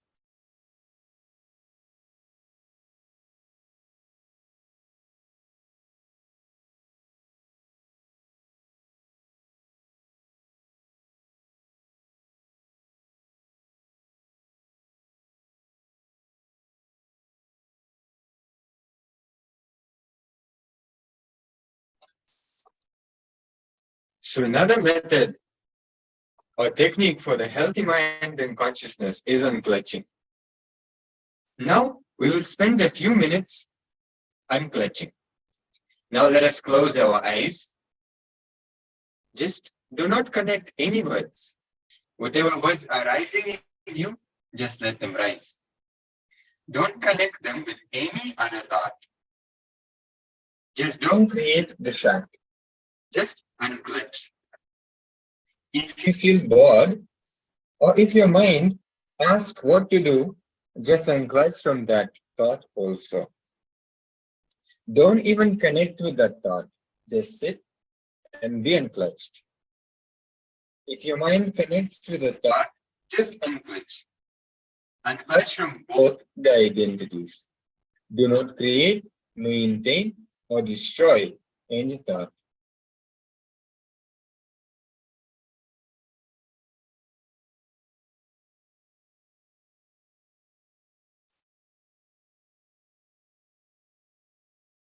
Now let us listen from the Supreme Pontiff of Hinduism himself about the technique of unclutching.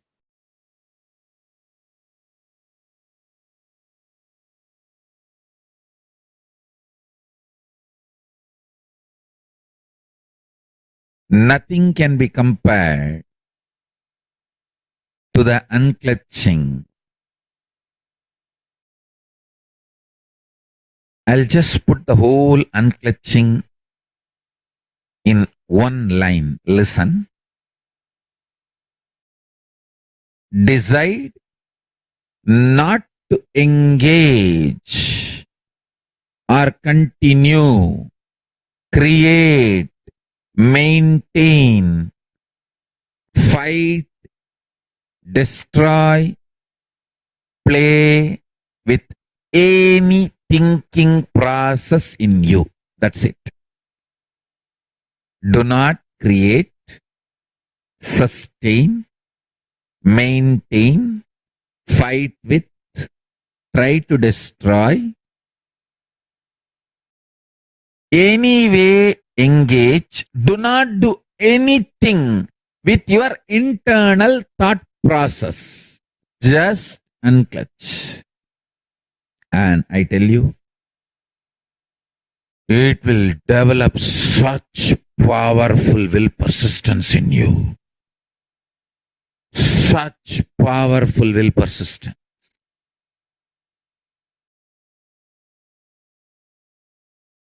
Extremely powerful will persistence in you. nothing can be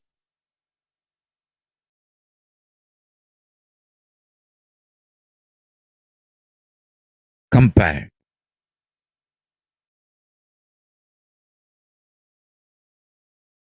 to the unclutching process. In the initial level, you may be a little deluded here, there. In few seconds, you will see you are not thinking process. You are beyond your thinking process.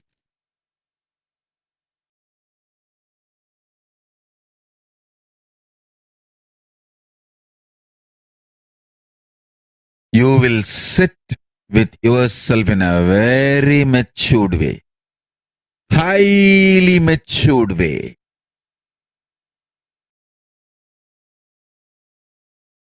Sit with yourself with highest maturity.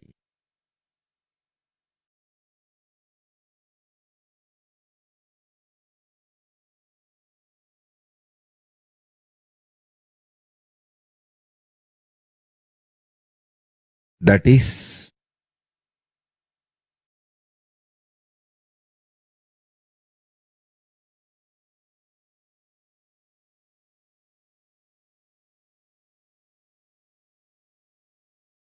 pure unclutching. Pure unclutching. Sit straight, close your eyes, unclutch.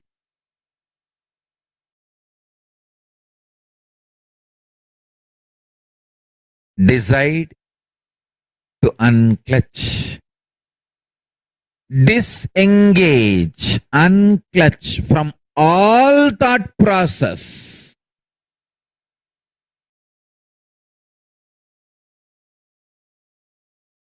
Creating, maintaining, destroying, fighting, engaging, all thought process.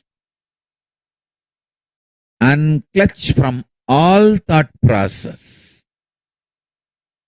Just sit, be unclutched.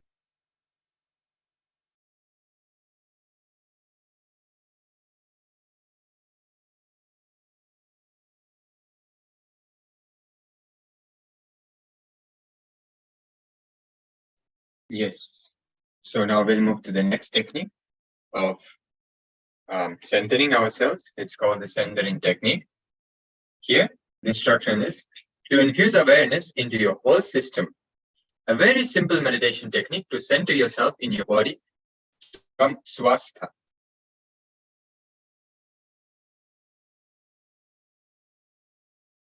So it's a 21-minute process, so which consists of 3 steps. So first step is to stand up.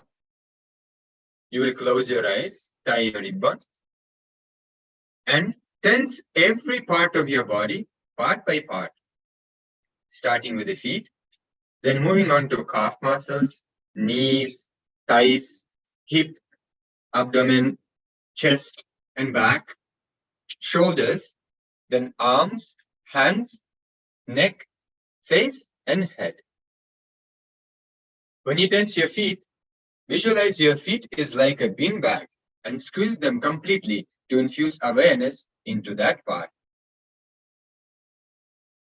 So you start with this for 7 minutes. Then next 7 minutes, you will be visualizing every part of your body, inhaling and exhaling. Every part means including eyes, nose, head, leg, and feet. Infuse etheric energy called prana shakti, or the vital energy that you take in while breathing, into every single part of your body. This will give you deep relaxation. You will radiate peace. So we'll be starting with this meditation.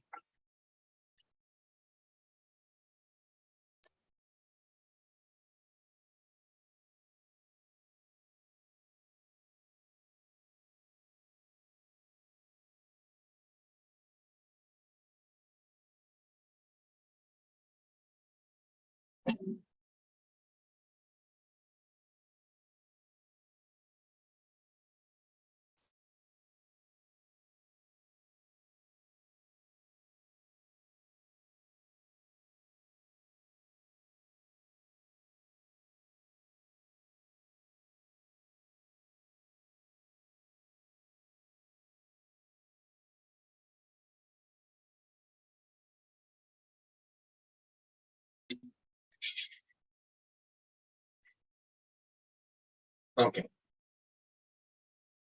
So now we can take some time for the social media enriching, which is the Charya Pada. So we'll be enriching others with the powerful cognitions which we learned in the session. So here one powerful cognition is there. According to Ayurveda, every part of your body individually breathes, inhales and exhales, and describe your experience of centering technique. So yes, so you can try the centering technique for a few minutes,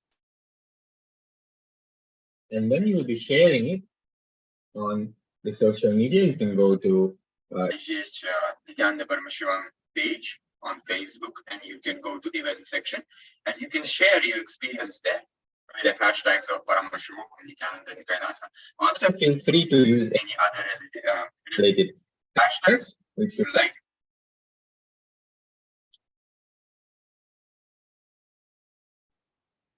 So you can try this meditation technique, and then you can go to the Swamiji's own Swamiji's page on Facebook and share your experience there. And with this, we'll be concluding the session before we move on to the power manifestation session. So let us sit straight with the head, neck, and spine in a straight line, connecting to Swamiji in our third eye in oneness, and we'll be chanting the Purna mantra. Om Purnamada Purnamidam Purnat Purnamudachyate Purnasya Purnadaya Purnameva Vashishyate. Om Shanti Shanti Shanti Hari Om Tat Sat Sarvam Bhagavat Shri Nithyananda Paramashiva Padukatah Nasto Om Nithyanandam. Yes, so please stay connected. We'll be starting the power manifestation session in just a few moments.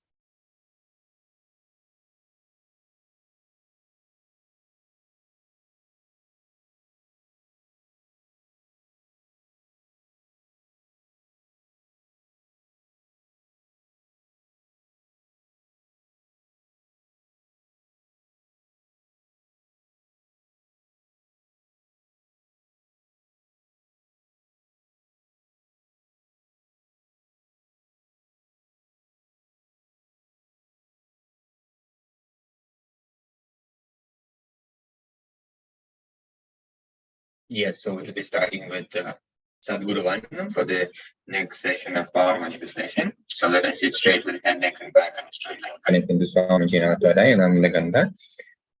Nithyanandam Paramasukhadam Kevalam Jnanamurtim Dvandvatitam Gaganasdrusham Tattvamasyaadhilaksham Ekam Nityam Vimalanachalam Sarvadhi Sakshibhutam Bhavaatitam Trigunarahitam Sadgurum Tam Namami. Yes.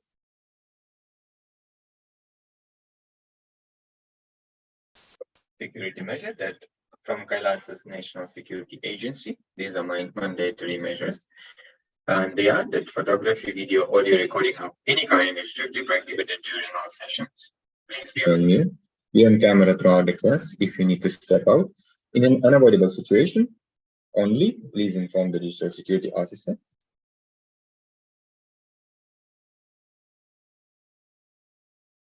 So this is a power of body scanning, which we will be manifesting now.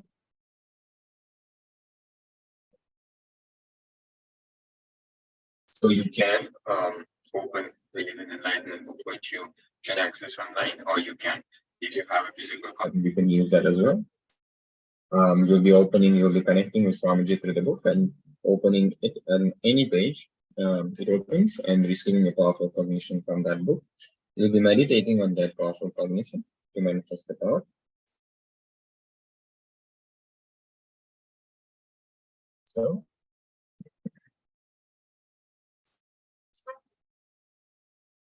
So when this scanning the body, what you can do, you can have one volunteer, or if you don't have a volunteer or a person around you, you can scan your own body as well, or you can scan my body also, and read the food habits of my food habits, or any person who is next to you. You can also do that for them, and then you'll be penning down what is revealed.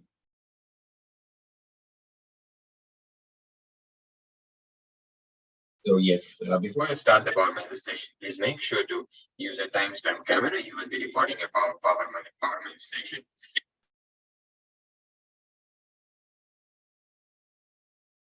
So now you can start manifesting the power. So you'll be connecting to Swamiji in your third eye, chanting the Mahavakya, which is Om Nithyananda Paramashivoham, and you will be scanning the person for his food-related habits,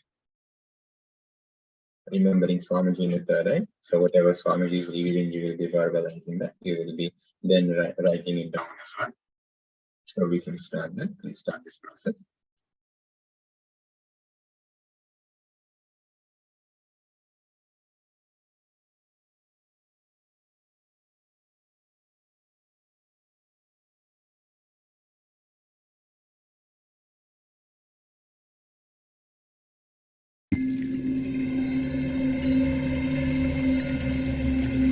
I welcome you all with my love and respect. Let you all open all your three eyes. Om Nithyananda Paramashivoham.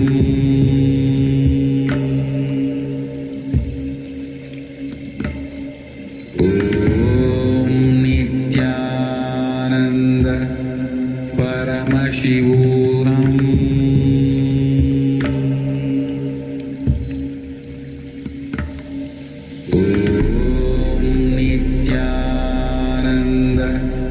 Paramashivoham.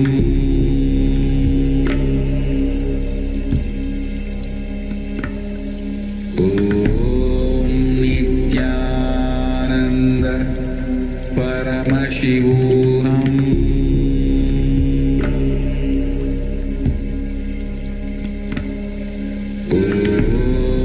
Nithyananda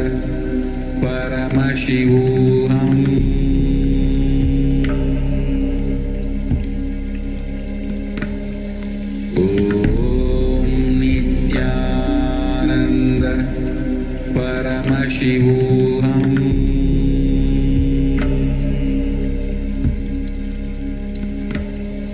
Om Nithyananda Paramashivoham.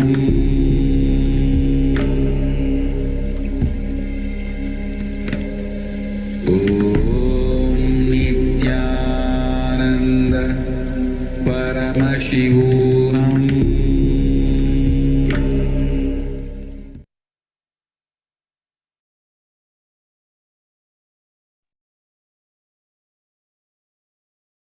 Yes, so now you can verify your power manifestation and you can stop the video recording as well.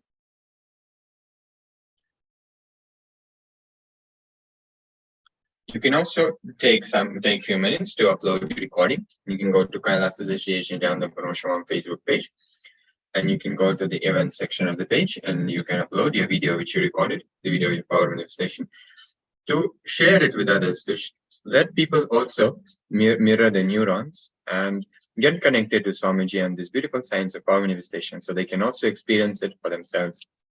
So let us spend a few minutes in doing this exercise. You can also use hashtags like KAILASA and Paramashivoham too. You can also use any other hashtags which you feel are applicable here. So let's spend a few minutes in this exercise.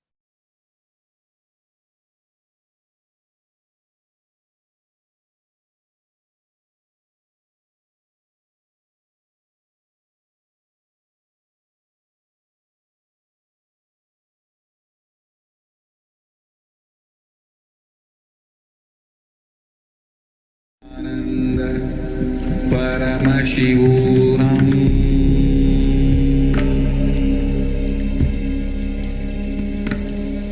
Om Nithyananda Paramashivoham.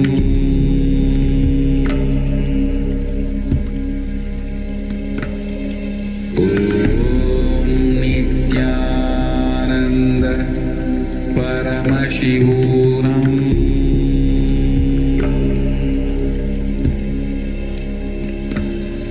Om Nithyananda Paramashivoham.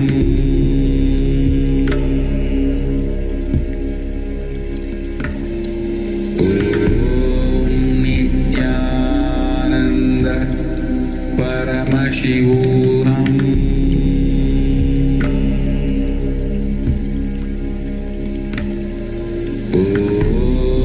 Nithyananda Paramashivoham.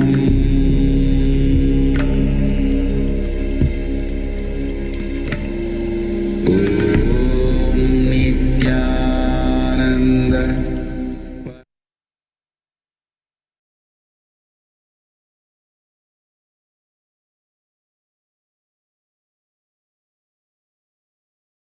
So with this, we came to an end of this session. We'll be concluding the session with Purna Mantra. So let us just straight the head, neck, and spine in a straight line, connecting to Swamiji in our third eye. Om Purnamadah Purnamidam. Om Purnamadah Purnamidam Purnat Purnamudachyate Purnasya Purnamadaya Purnameva Vashyate Om Shanti Shanti Shanti Harihi Om Tatsat Sarvam Bhagavat Shri Nithyananda Paramashiva Padukarpanamastu Om Nithyananda.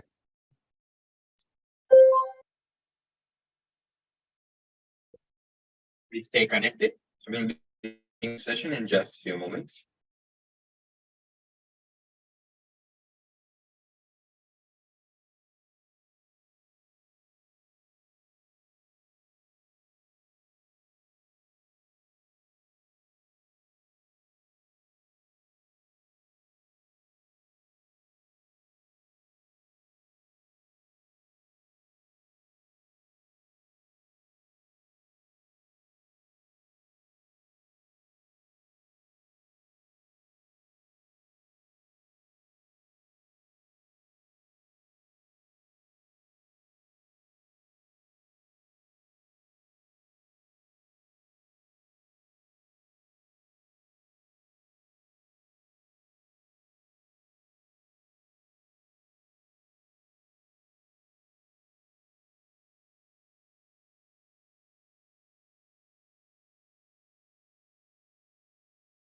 Yes. So now we're going to begin the next session. So let us sit straight with the head, neck, and back in a straight line, connecting to Swamiji in our third eye. Chanting the Sadguru Vandanam.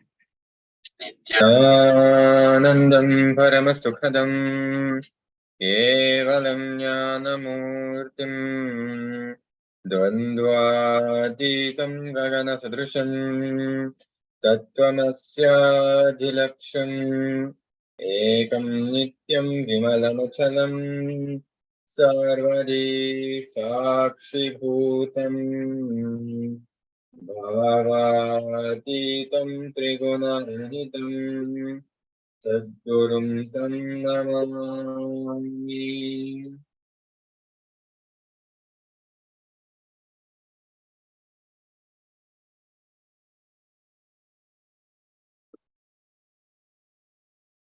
The topic of this session is health and wellness.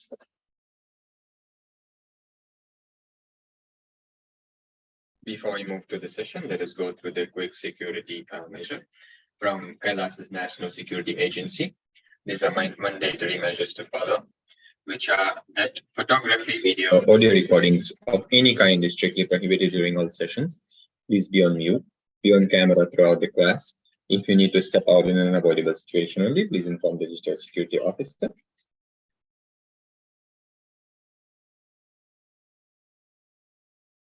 So now we'll look into more depth and detail about our body. And Bhagavan beautifully says here that the body is not just a biomechanism as we think. Body as an expression of energy. In Sanskrit, the word yoga literally means to unite or to become one with. Having a direct experience or communion with that energy is what is called yoga. Meditation and medication both have healing powers. When we say healing, we mean being complete, achieving our wholeness, reaching the complete fulfillment, self-realization.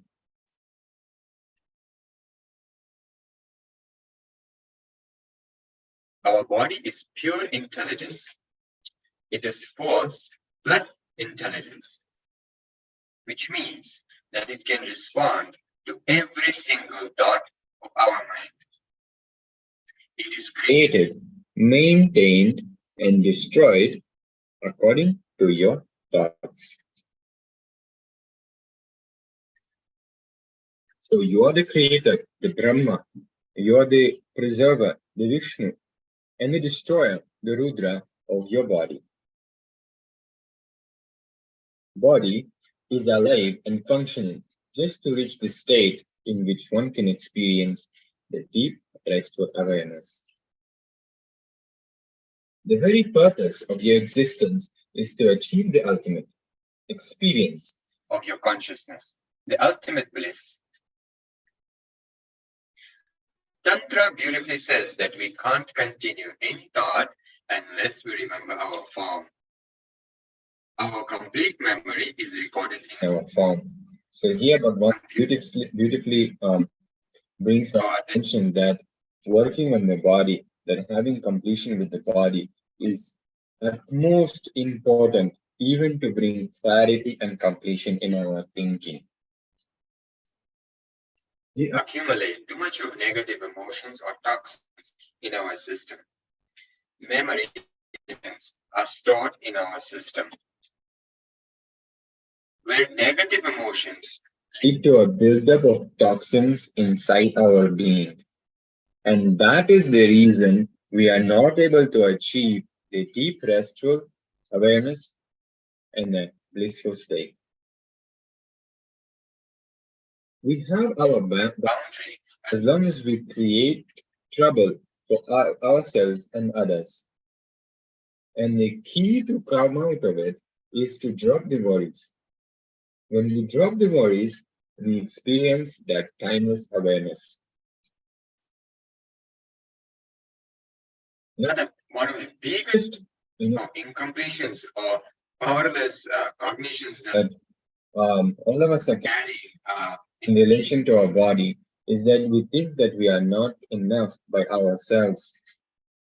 Again and again, society makes us believe that we are not beautiful unto ourselves. Makes us run after cosmetics. Now, let us analyze the scale of beauty. See, if God was an engineer, he could have done a mass production, Miss Universe, Mr. Universe, Miss World, whatever. But God is a painter.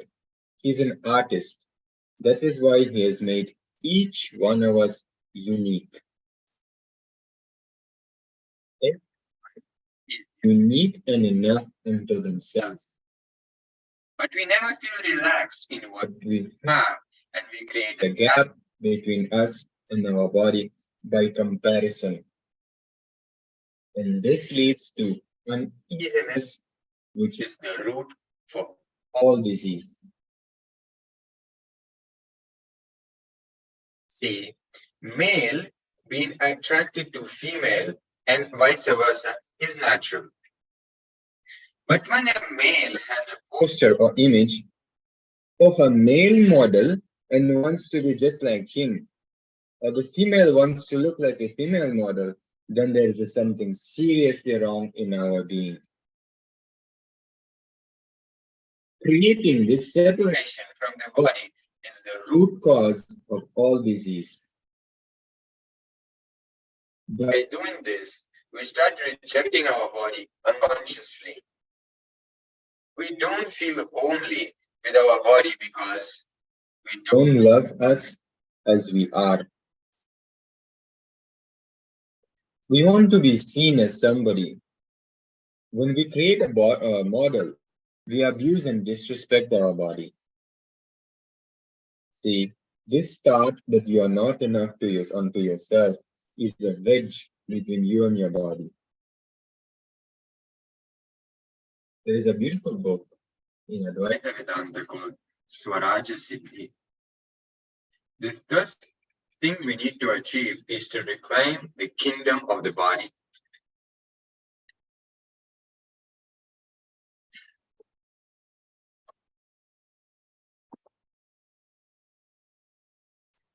See, if your body is here, but you are somewhere else, if your mind is somewhere else, if you are thinking about something else, you are living like a ghost. And the first thing is to enter into our body and start living inside our body.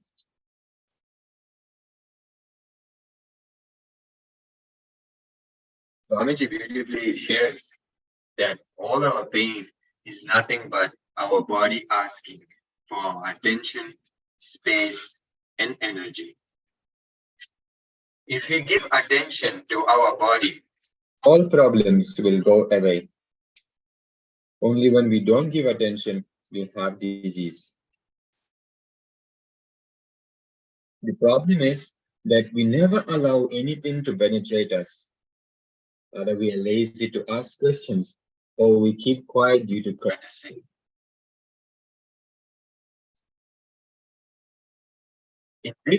In today's sessions, Bhagwan is trying to express the whole spirituality centered on health. And here a breakthrough understanding Swamiji is giving us, the Supreme Pontiff of Hinduism, Bhagwan Nithyananda Paramashivam, is giving us that health is not just diseaselessness. Please understand, diseaselessness is a negative part. Health is a positive.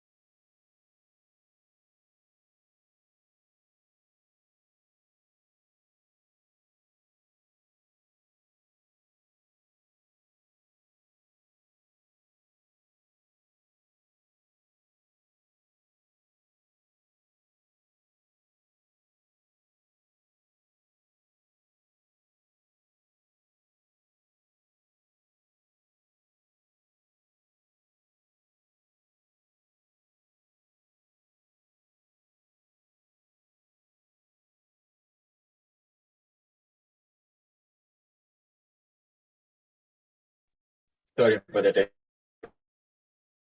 Continuing with.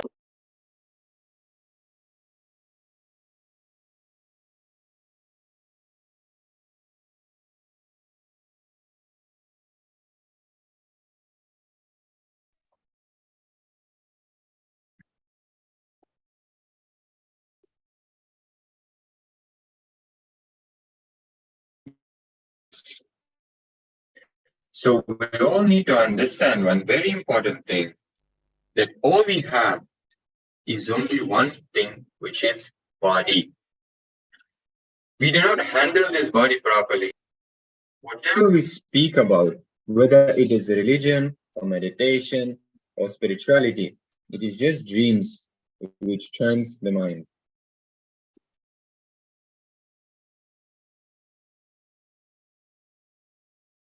Now, you do not know anything more than the body. For example, you say, I slept well. How? By remembering the feeling you had in the body and what you are having. Only based on that feeling, you claim that you slept well. And the first thing we need to work on is the body. Then the rest of things like meditation, God, Atman, Nirvana, religion, spirituality, whatever can come, everything can come later on. See, there are two kinds of maintenance and mechanical things. There's breakdown and maintenance and preventive maintenance. Whether you believe it or not, we are all doing only breakdown maintenance as far as the body is concerned. As long as it runs, it runs. Neither we care nor learn about preventive maintenance. As of now, we are not at ease with ourselves. Some reason, social conditioning, or torturing yourself. In the initial level, society tortures us. Then you master the technique to torture yourself. This goes on till we completely abuse our body and mind, abuse the system. Here, a very deep, very powerful understanding Paramashivoham is giving us that pain is the only alarm system that we have. But the problem is that when the alarm system goes on, you only work to switch it off. You only work to switch off the alarm system. All we do is use some painkiller to stop the pain and switch off the alarm. First thing we do when we face the pain is to resist it. We never try to understand the message behind pain. Continuously, the body is trying to give us some message, but we ignore it. According to Ayurveda, the truth is that human body is the most sophisticated intelligent system in the whole planet Earth. See miracles done by the body. One of them is converting the bread into blood. The other one, whatever we add into the system becomes part of the system. And to do this mechanically, we need an industry that runs 3 miles length. And all of this is beautifully happening just inside our bodies. You have a deep desire in your senses. You have a deep desire and your senses are simply cooperating to fulfill that desire. So it is not that our senses that abuse us. It is we who abuse the senses. It is we who abuse our bodies. Whatever way we want to enjoy, we use our body for that. And then we blame the body finally. We don't have respect for ourselves. And that is the reason why we abuse our bodies. Now, let us find out the root and start healing it. First thing we need to very clearly understand and recognize that we should never, ever abuse the senses. And we should never abuse the body. Never disrespect the temple in which you are staying. All things to maintain the body and the mind in a deep ease this art.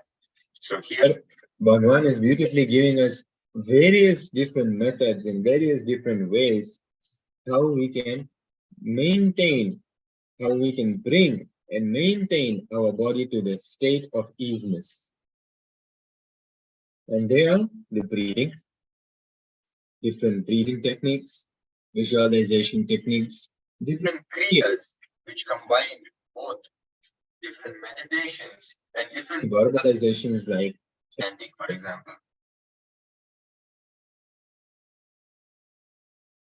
Here, we are using all these things plus the energy of consciousness to make ourselves healthy. Now, let us look into 3 different levels of pain.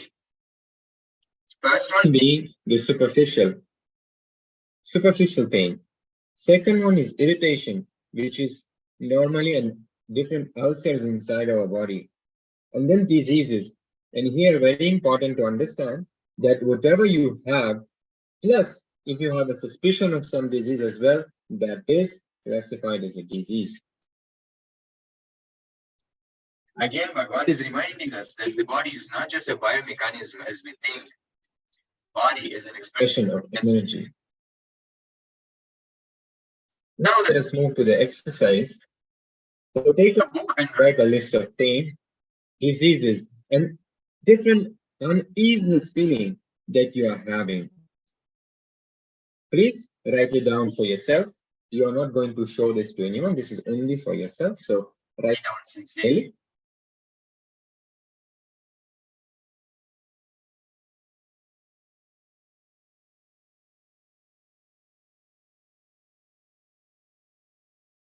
So we'll have a few minutes for this.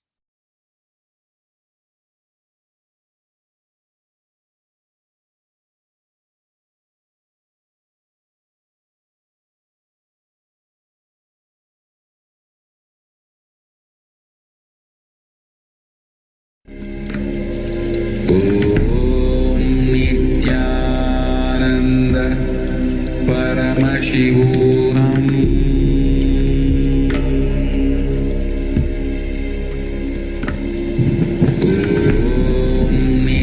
Nithyananda Paramashivoham.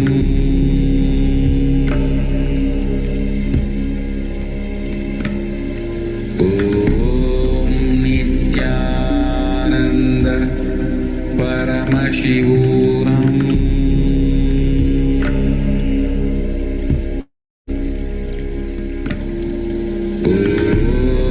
Nithyananda Paramashivoham.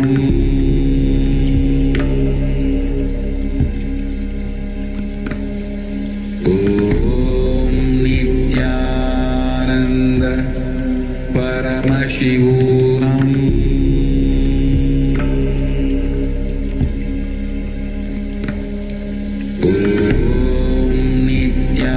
Nithyananda Paramashivoham.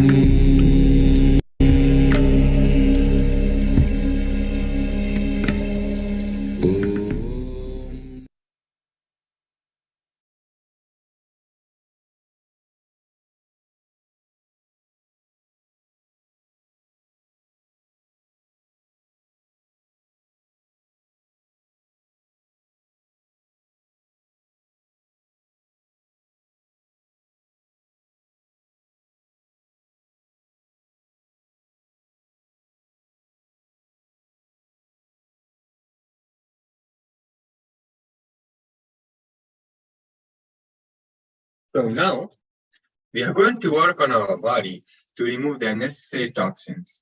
In Sanskrit, we call them doshas.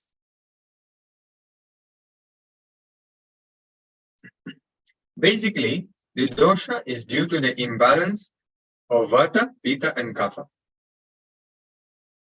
These are the three energies that are responsible for our body functioning in a balanced way. And the same three are responsible for all our diseases. Even your bone structure will start healing itself because bone also is continuously created in our body. Body is continuously repairing, healing, and rebuilding itself because the body is intelligence. The amount of work happening inside our body is equivalent to the work happening in the whole cosmos. Because, see, macrocosm is the universe, also known as Brahmanda, and microcosm is the body known as Pindanda. So Pindanda means the universe in a miniature form. Again, Bhagavan is reminding us that the body is intelligence. It is not that biomechanism like you think or believe. It responds to our thoughts. A simple experiment. If you close your eyes and remember your enemy, for example, the person who gave you money and asking for it back, within 2-3 minutes, your body pulse rate, body temperature will be different. This means your body responds to your thoughts. We need to work on the toxins, Vata, Pitta, and Kapha. All these three are related to mind. Pitta is related to visualization. Vata is related to verbalization, and Kapha is related to consciousness. The complete meditations are to center you in your body so that you will be able to experience health and healing. Now we have first technique to balance the Pitta in the body. Now let us look more into detail. What is Pitta? Pitta is made up of the two elements, fire and water. When your Pitta is imbalanced, your visualization, clarity of thinking is imbalanced. So when your Pitta is imbalanced, your clarity of thinking is imbalanced, and your ability to visualize also gets affected. When you drink, why do you see 2 or 3 forms?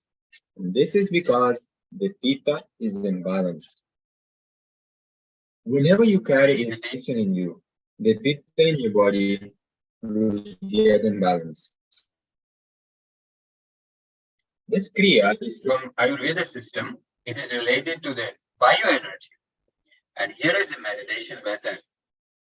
This technique has 3 parts. Top meditation is 30 minutes.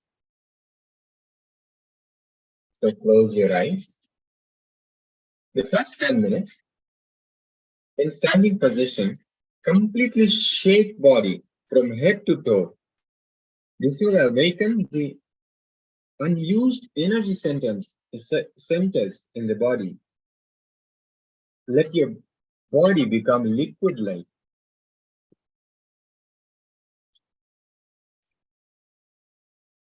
Next 10 minutes, sit down and create whatever sound comes to your mind. Release all irritation inside. And the last 10 minutes, just sit quietly.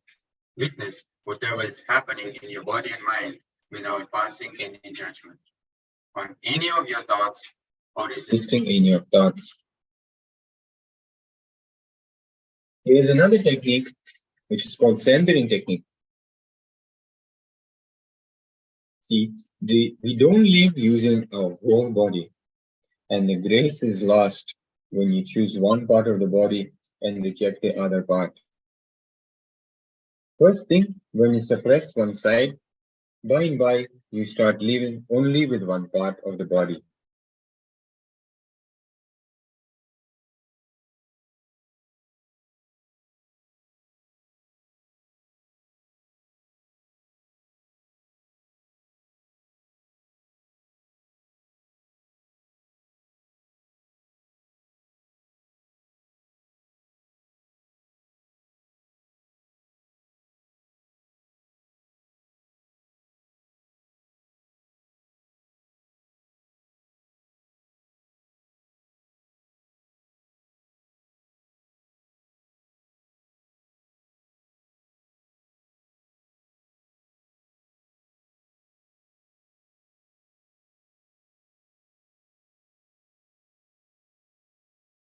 So with this, let us enter into the power manifestation. We'll be manifesting the power of the body scanning.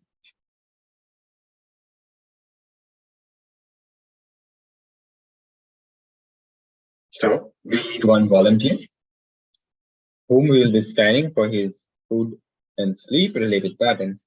If you don't have, if you're attending online, you can have any other person for whom you can scan the body, or you can scan my body as well for any health or food related habits. You can post your answers in a comment section, or you can post it in a Zoom chat as well. So we'll be connecting with Swamiji. We'll be connecting with Swamiji in oneness, remembering him in the third eye, and chanting the Mahavakya, which is Om Nithyananda Paramashivoham. We'll be chanting this Mahavakya and manifesting the power, requesting Swamiji to reveal what is it, what sleeping and eating habits the person you're doing the scanning for has. So we'll start with this power manifestation.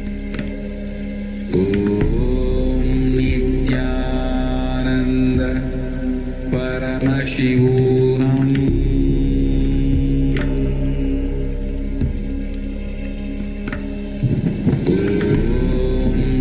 Nithyananda Paramashivoham.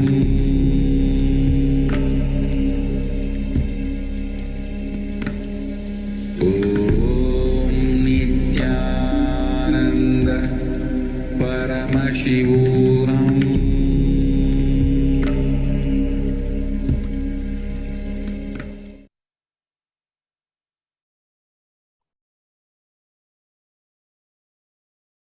Yes. So now,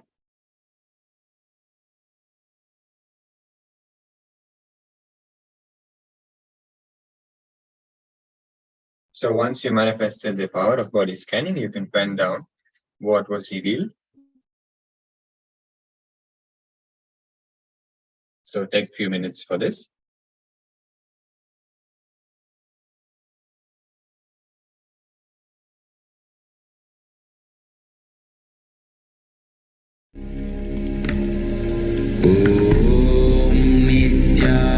Nithyananda Paramashivoham.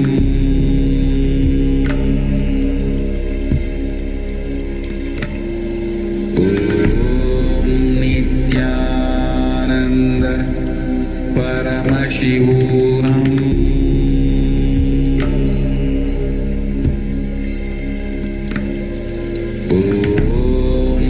Nithyananda Paramashivoham.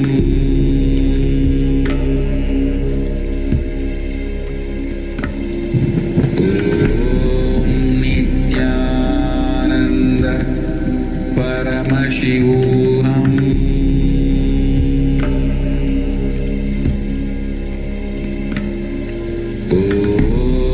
Nithyananda Paramashivoham.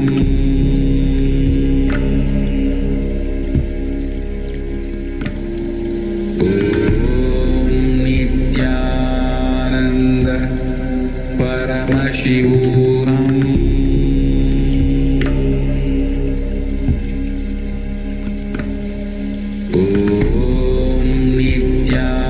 Nithyananda Paramashivoham.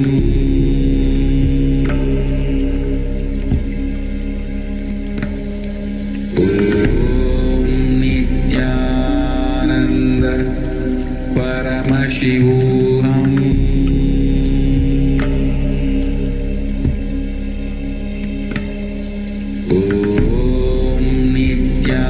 Nithyananda Paramashivoham.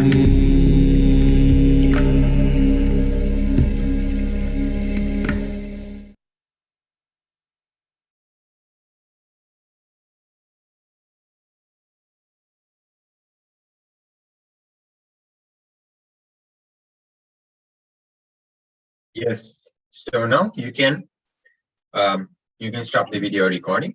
You can upload this video which you recorded of your power manifestation to share the joy and experience of power manifestation with everyone else in the world, so they can also benefit from this. They can get, they can see the possibility that, for themselves to start manifesting these powers, and they get connected, and then they get to experience this power manifestation, all the amazing sciences from Hinduism. So let us go to Bhagwan's Facebook page, KAILASA SPH Nithyananda Paramashivam. We'll go to event section, and we can post our power manifestation videos there. Or we can use hashtags like KAILASA and Paramashivoham level 2. You can also feel free to use any other applicable hashtags of your choice. So let us spend some time in this enriching activity before we move to the next session.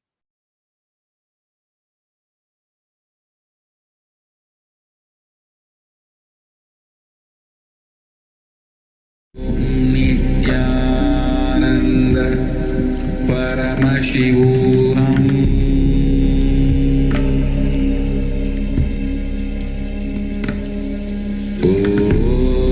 Nithyananda Paramashivoham.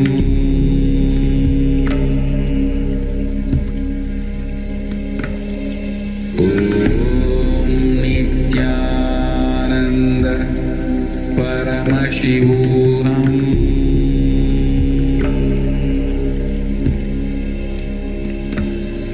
Om Nithyananda Paramashivoham.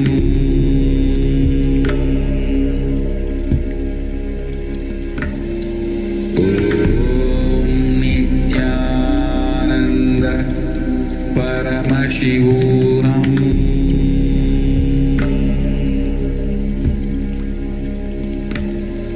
Om Nithyananda Paramashivoham.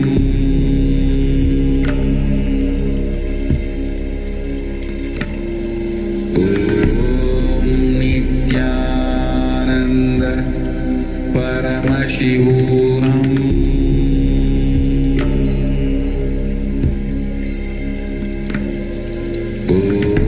Om Nithyananda Paramashivoham.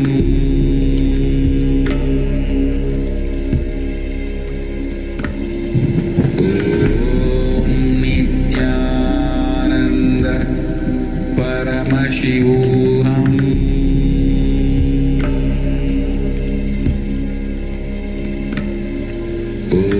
Om Nithyananda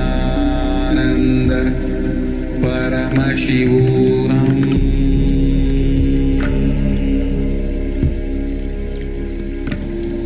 Om Nithyananda Paramashivoham.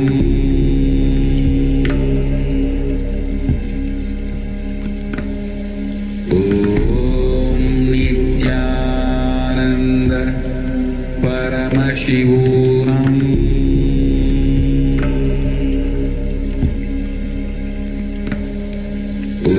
Om Nithyananda Paramashivoham. Om Nithyananda Paramashivoham.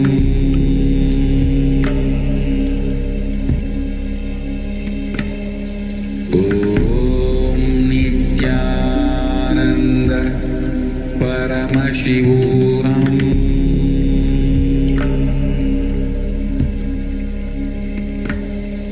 Om Nithyananda Paramashivoham.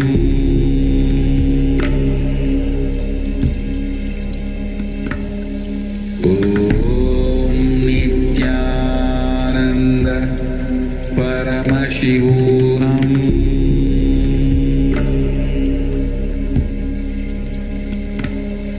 Om Nithyananda Paramashivoham.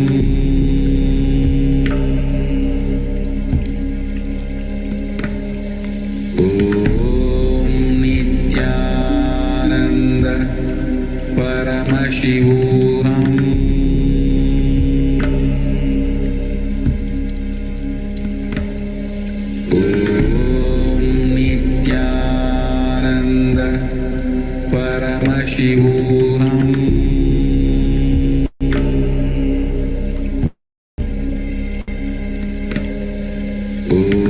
Om Nithyananda Paramashivoham.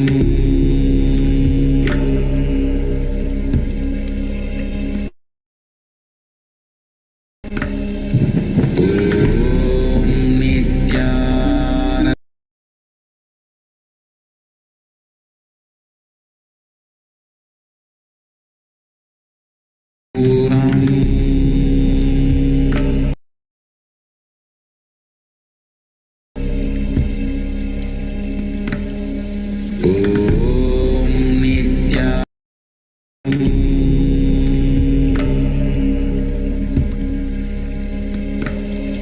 Om Nithyananda Paramashivoham.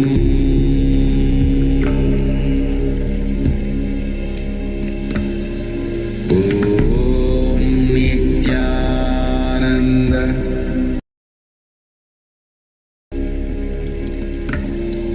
Om Nithyananda Paramashivoham.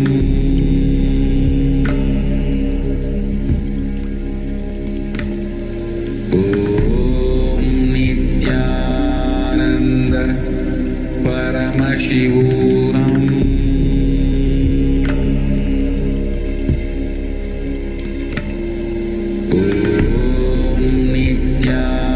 Nithyananda Paramashivoham.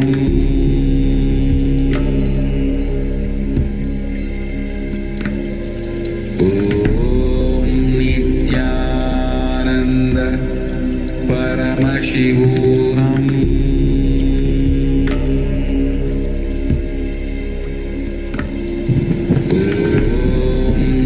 Nithyananda Paramashivoham.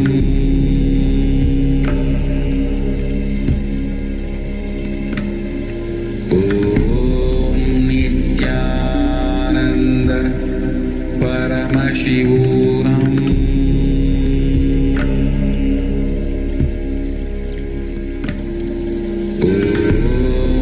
Nithyananda Paramashivoham.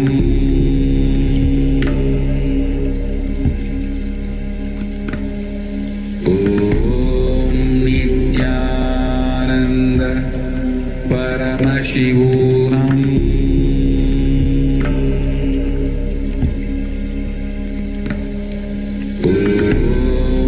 Nithyananda Paramashivoham.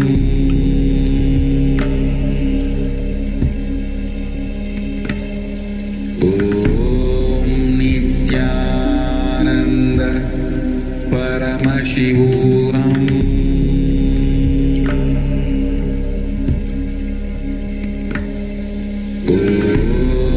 Nithyananda Paramashivoham.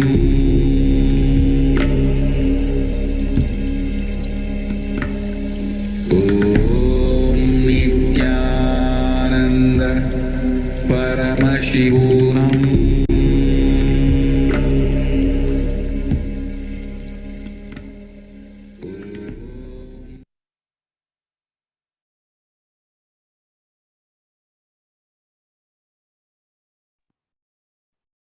Yes, with this we come to an end of this session. So let us sit straight with the head, neck, and spine in a straight line, connecting with Swamiji and Adhyaya and chanting the Purna mantra.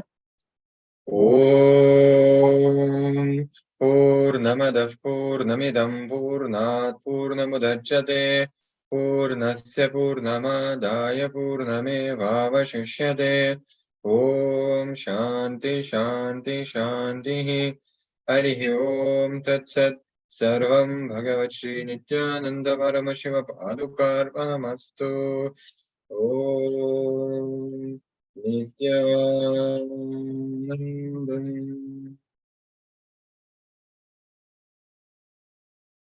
So thank you for joining for this session. Please stay back. We will be starting the next session in just few moments.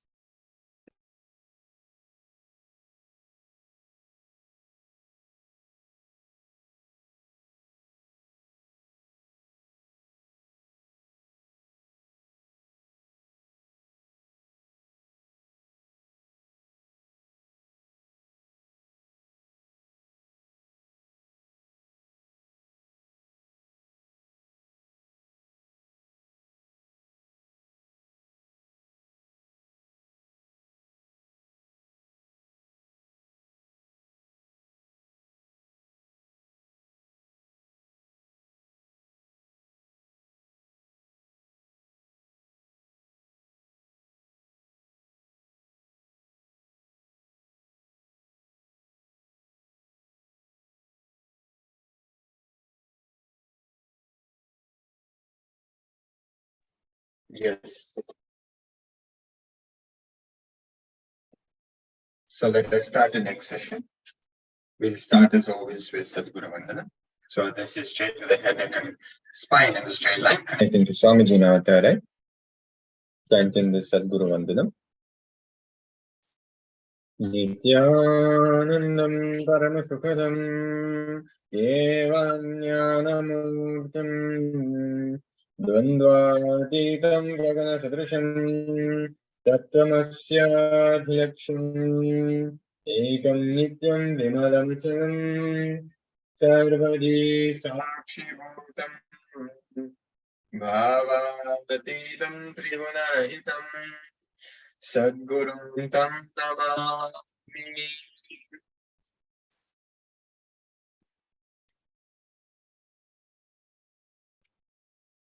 Yes.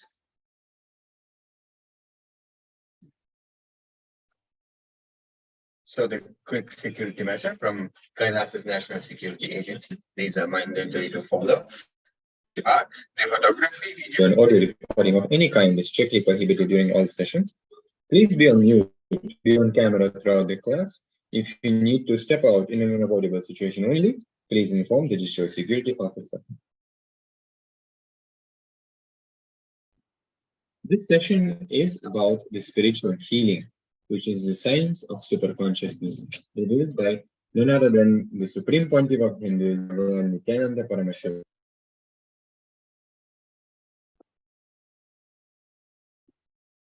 And some important truths that we all need to understand before we enter into spiritual healing and the initiation into the spiritual healing. We need the spiritual healing.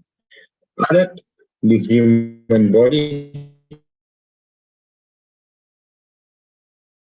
an inherent ability to heal itself. Healing.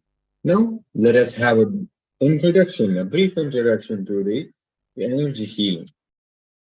Energy healing is a holistic, non-invasive therapy that treats the body-mind as an energetic continuum.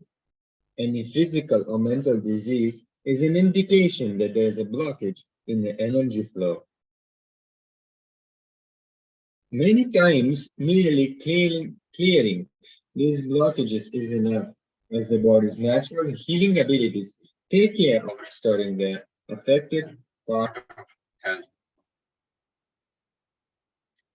And here we'll get initiated and we'll learn about Ananda Gandha, which means the fragrance of bliss. Ananda Gandha is the point in the body where the energy of all the other chakras is centered. So as we can see in this diagram, there are various chakras. There are 7 chakras here, and the Ananda Gandha chakra is right below the heart center and above the navel. You can see that on the diagram here. The source of Ananda Gandha, which is source of spiritual superconscious healing, is the ultimate science towards enlightenment. The science of Ananda Gandha delivered to the planet Earth only when incarnations land on planet Earth. It comes from the eternal silence. Not just physical healing or mental healing. Physiological healing also happens because your very DNA structure gets re-altered. Let us look into what are the chakras. The main subtle energy channels of our body, all the nadis. There are left nadi, which is Ida nadi, and Pingala nadi, the right nadi, or right energy channel, and Sushumna, the central channel, which run along the spinal column. They correspond roughly to the sympathetic, parasympathetic, and central nervous system. Since the nadis run in a curved path, they cross one another multiple times. And at the points of intersection, they form strong energy centers. These are the chakras.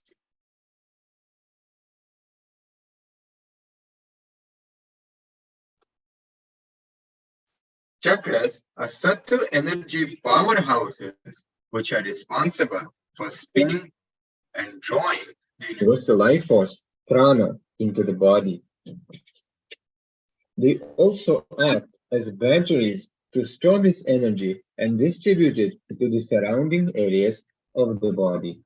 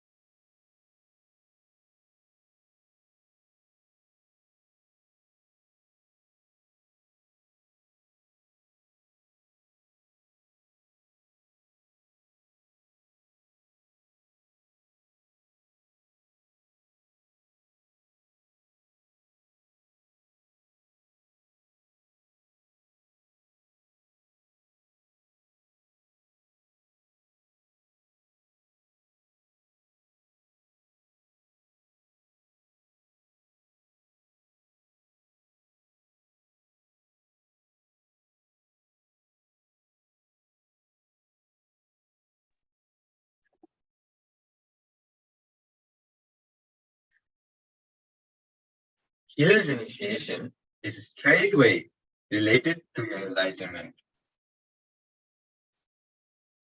Now let us look into why healer's initiation. Healer's initiation has two levels. One is a self-healing, which is healing yourself, your own body. And healing yourself and healing others is a second level of initiation. And there are certain lifestyle changes required for healing yourself and healing others, which we will be sharing with you in the later section. Nithyananda spiritual healing is healing through cosmic energy. And cosmic energy is intelligence. This is different from energy as we know in various forms, such as electric energy. Nithyananda spiritual healing initiation, you are initiated by Bhagavan Nithyananda Paramashivam to become a channel for the same cosmic energy that he himself embodies to flow through you to a person who is receiving the healing. Now let us look into how this healing happens. And who can receive the energy? Any person with an open heart and mind can receive the energy. And now let us look who is qualified to give energy. And the person who is qualified to give energy is the one who has realized he is energy. The one who has experienced himself as something beyond the body and mind is the only one who is authorized or qualified to give energy. When energy passes through and overflows from the healer, the recipient receives it. Stress is removed since the energy floods the body. The healer also starts experiencing the same healing that the person who is receiving the healing experiences.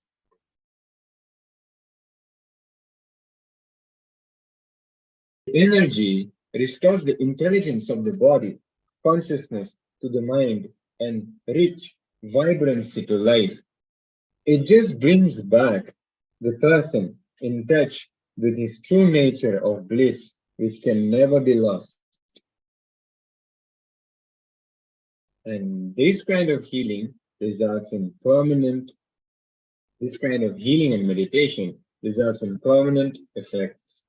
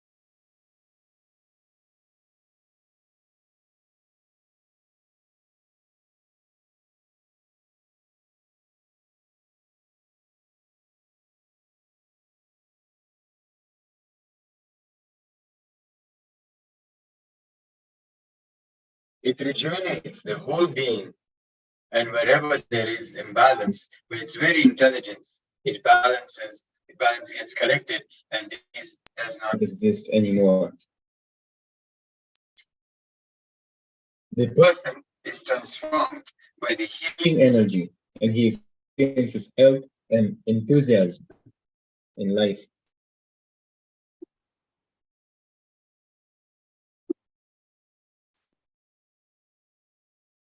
Compassion expresses as responsibility and hence energy. Once, a disciple asked Swamiji,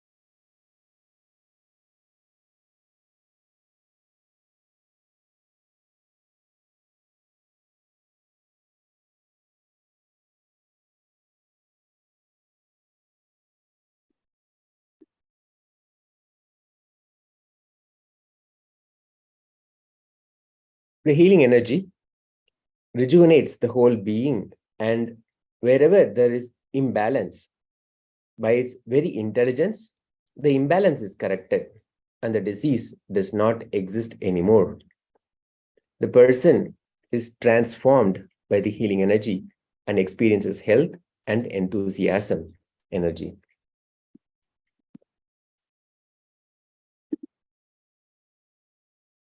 Compassion expresses as responsibility and hence energy. Once a disciple asked Swamiji, how is it that so much energy flows from you? When you feel compassion towards others' suffering, the whole thing, the shape of responsibility, expresses itself as energy. That's all. When you have that compassion towards others' feeling, others' suffering, that automatically takes shape of responsibility and express itself as pure energy.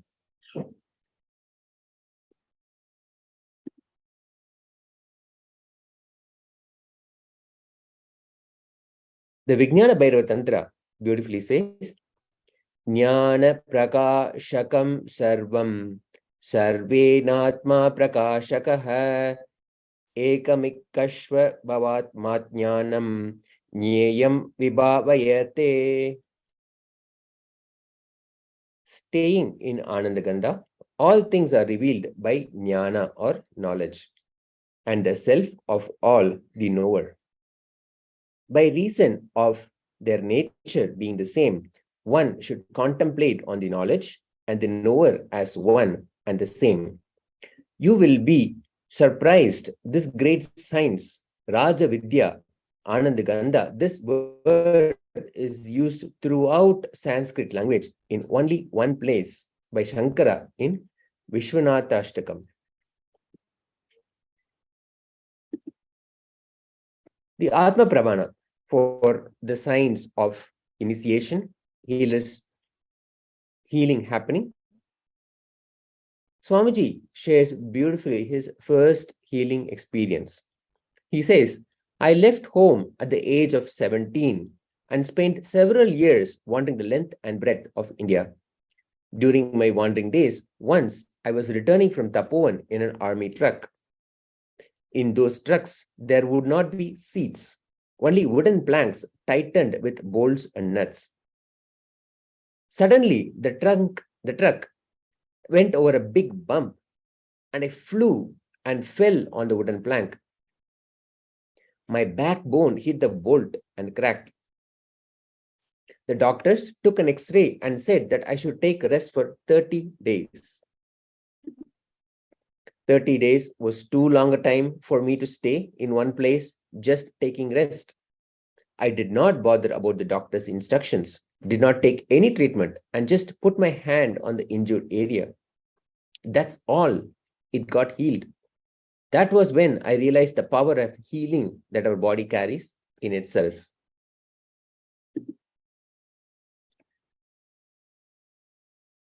The divine revelation of the Nithyananda spiritual healing formula. After enlightenment, Swamiji shares, I was in a place called Nerur, which holds the Jiva Samadhi, living energy houses.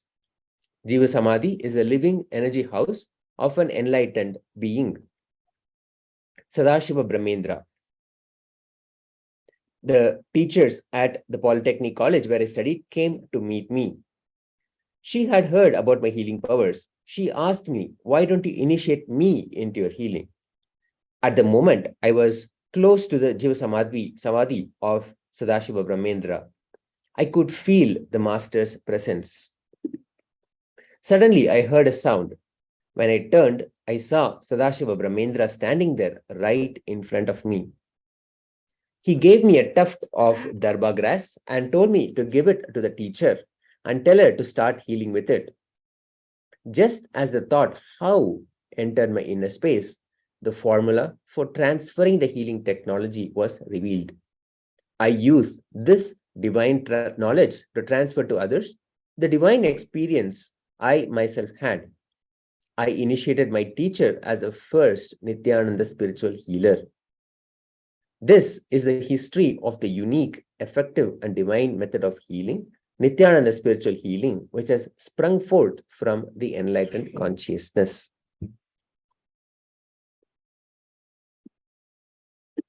Healers are my hands. I say that healers are my hands. When I say I, don't think I am talking about this 6 feet tall Nithyananda. I am talking about the Prapancha Shakti, the Prapancha Shakti, the cosmos. When I say the same energy that is flowing in me will flow through you, it is not an assurance, it is a promise.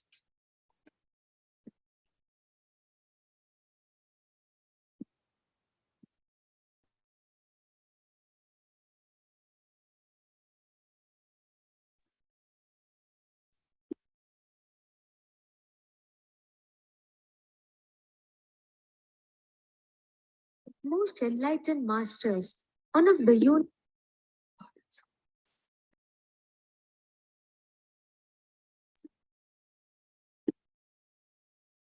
Okay, we come to the end of this session. We'll enter into the power manifestation session shortly.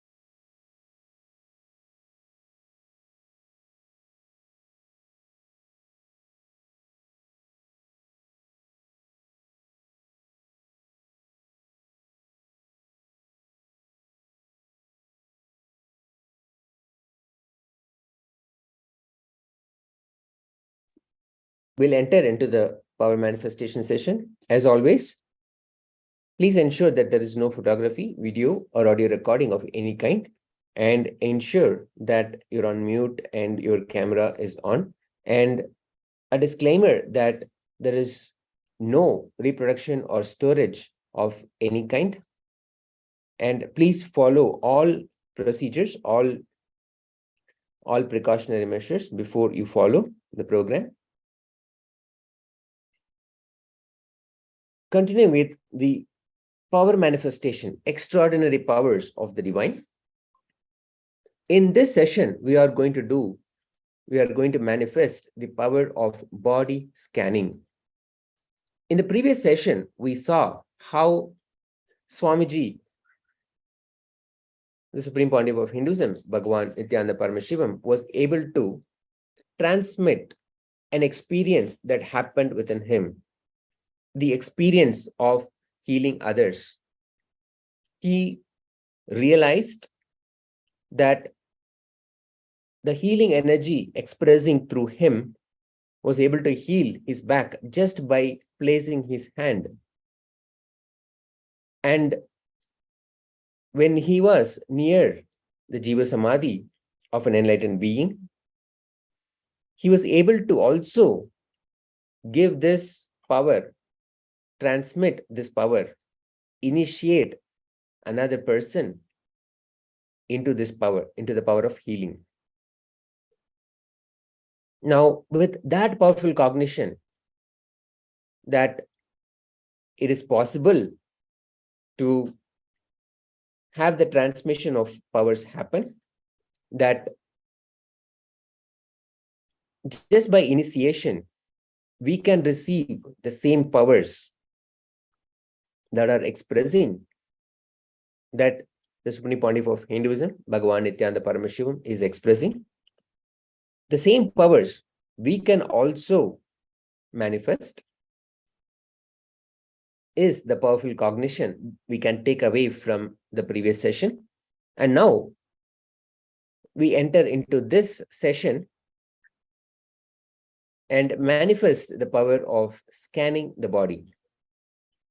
Scanning a volunteer for food and sleep habits. Let us get a powerful cognition from Living Enlightenment, the book. And remember, once again, we just concluded the session where Swamiji beautifully explained, shared that healing can happen and healing energy is expressing through his body. And he was able to also initiate another person into the power of healing others. This opens up the possibility that we can also manifest powers, various powers that are expressing through the form of the Supreme Pontiff of Hinduism, Bhagavan Nithyananda Paramashivam. So here, what we will do is, we'll identify somebody. It may be somebody that is close to you, who is near, available to you, and ask them to write down what their food and eating habits, food and sleeping habits are.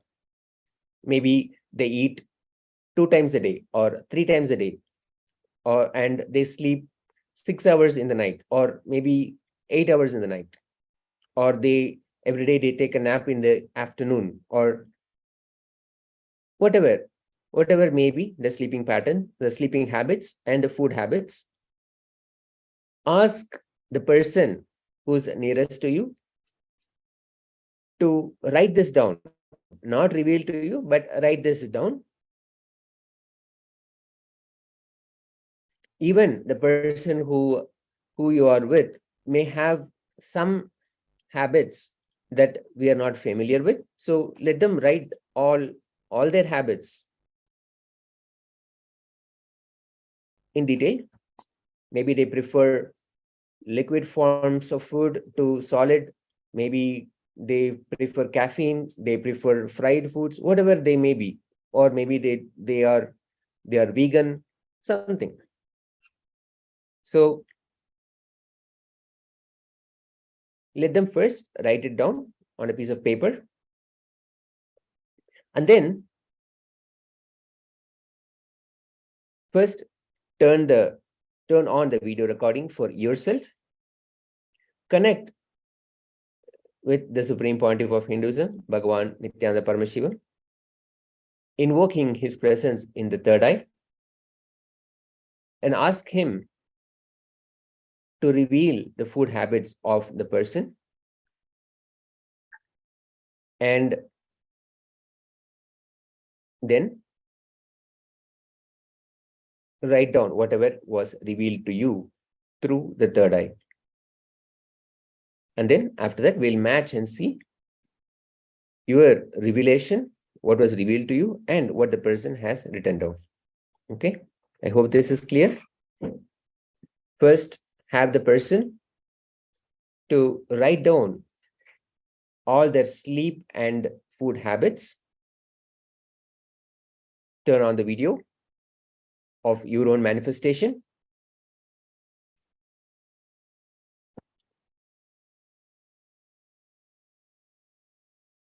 Connect intensely with the Supreme Pontiff of Hinduism, Bhagavan Nithyananda Paramashivam. Ask for the food habits of the person to be revealed to you. Whatever gets revealed to you, pen that down. Without any filtering, pen that down.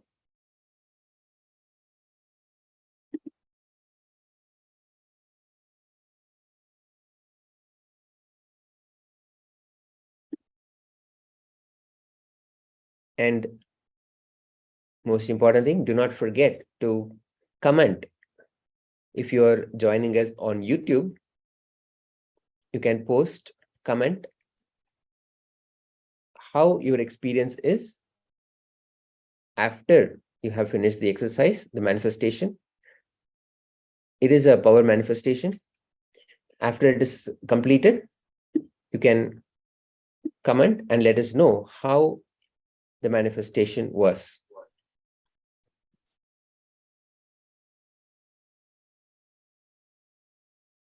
Okay, let us begin. Coming to the space of connecting with the Supreme Pontiff of Hinduism, Bhagavan Nithyananda Paramashivam, chanting the Mahavakya. Om Nithyananda Paramashivoham. Om Nithyananda Paramashivoham. Om Nithyananda Paramashivoham. Invoking the presence of Bhagavan Nithyananda Paramashivam in your third eye region, requesting his presence,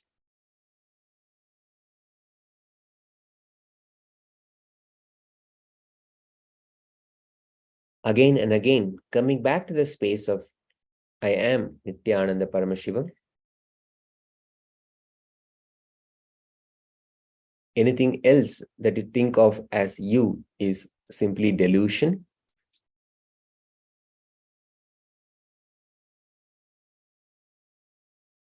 Connecting intensely. Now, request for whatever is written in that paper, whatever the person you are going to scan has written down. It could be anything. It could be a piece of paper or in some other form. Just request for whatever the person has written to be revealed to you. Intensely connect again and again, being in that space. Request for this to be revealed to you. Om Nithyananda Paramashivoham. Om Nithyananda Paramashivoham. Om Nithyananda Paramashivoham.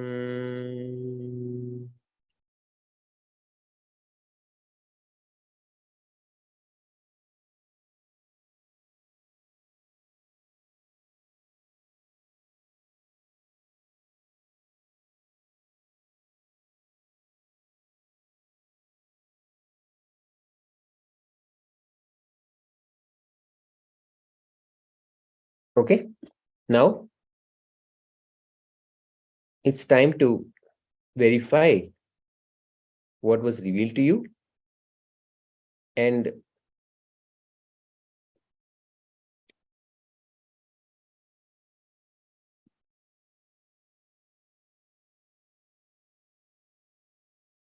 what the person that you are scanning, what they have written, to compare and see.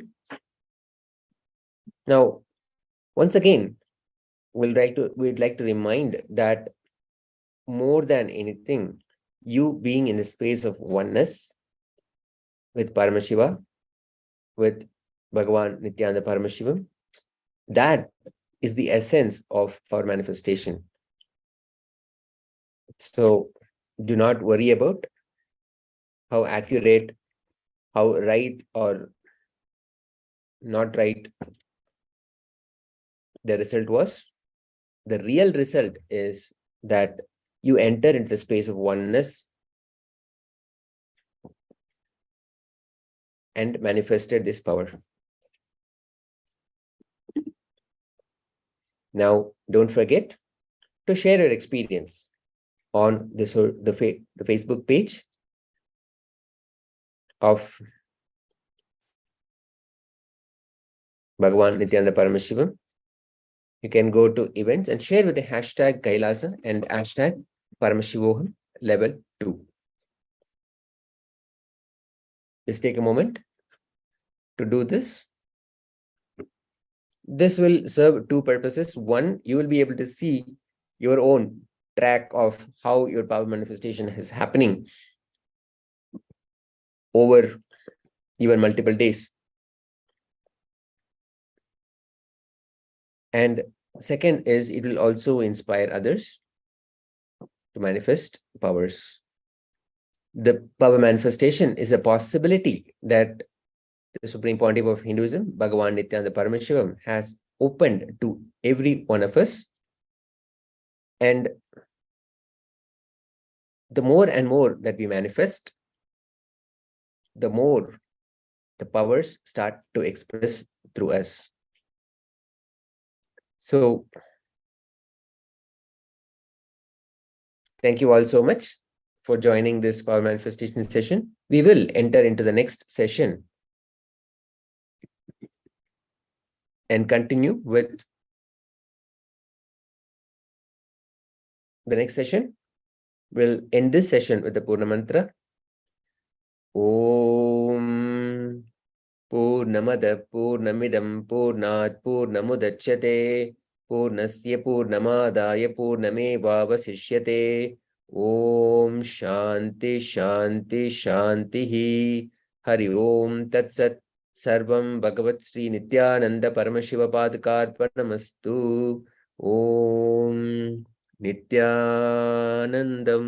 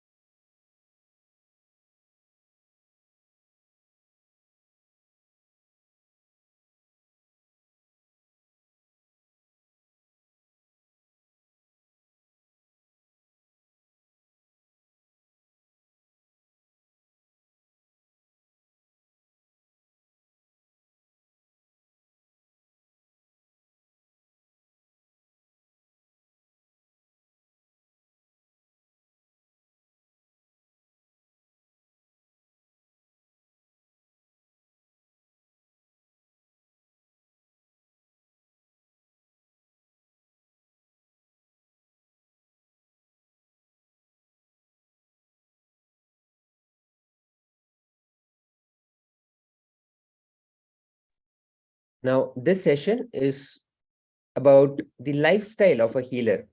What does a healer do? How the healer, as an initiated healer, you'll be able to continue to manifest the powers. What can you do to sustain and continue to heal yourself and others. We'll look at how the lifestyle is of what a lifestyle looks like of a Nithyananda spiritual healer.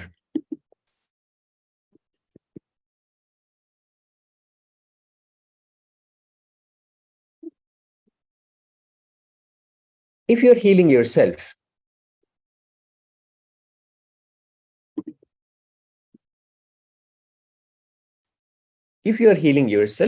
there are no restrictions.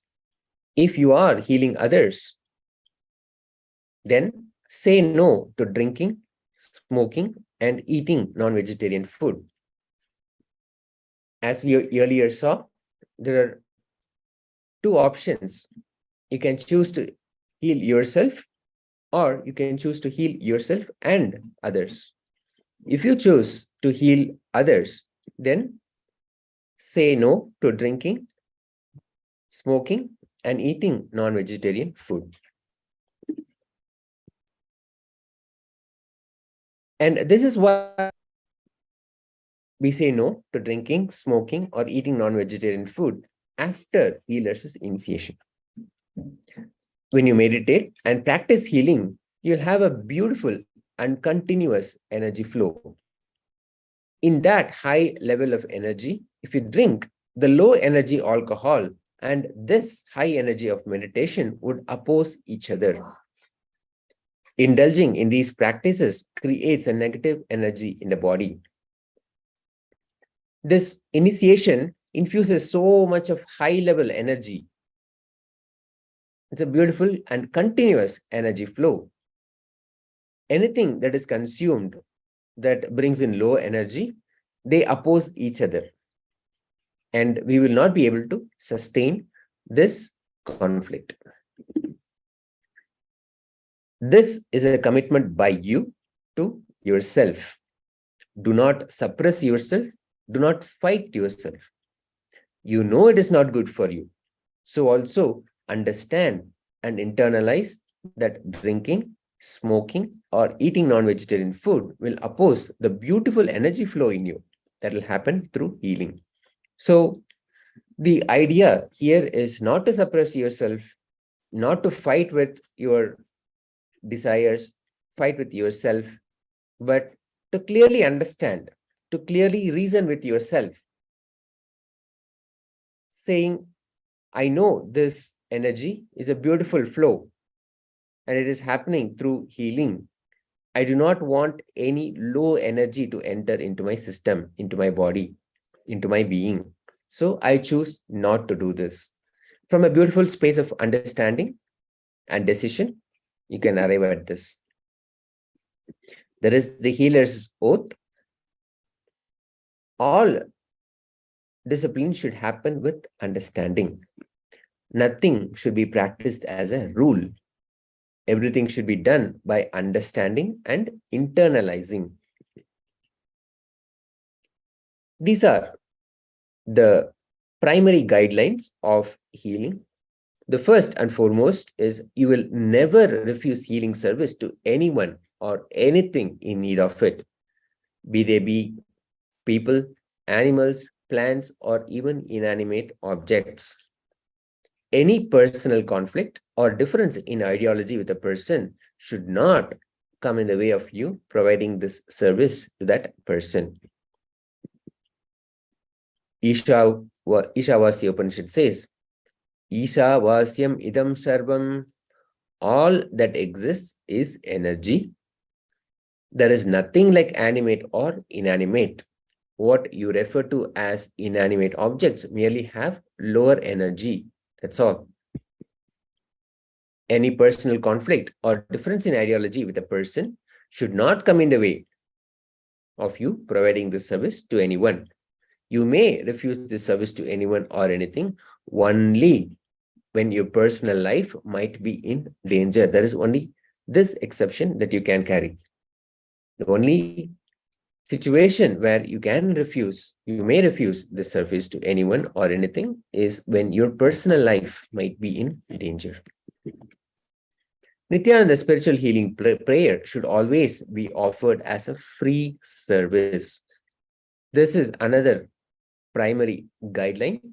Never charge any fee or accept any kind of favors. If they want to offer any kind of donation for the healing service offered, direct them to the organization's website, meaning do not accept any favor, any fee, any charge by yourself.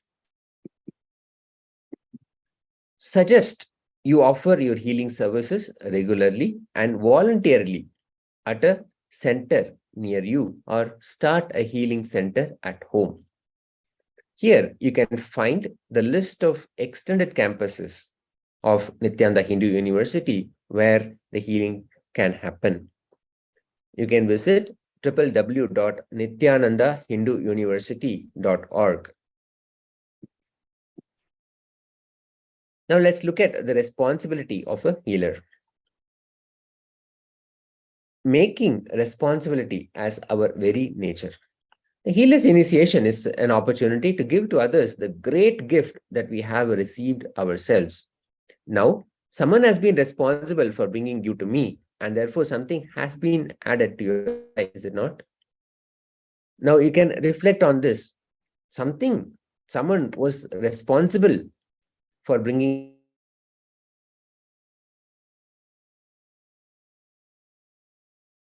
joining this session and listening to these powerful cognitions. Someone else has been responsible, even if you have found about this event online, social media, anywhere, someone has been responsible. There are many people who worship the ones who introduced them to Swamiji. Just like how people took up the responsibility of introducing you to me, you should take up the responsibility for this to reach more people. Swamiji says, someone took responsibility for you to have this gift. In the same way, you should take up responsibility for this to reach more people.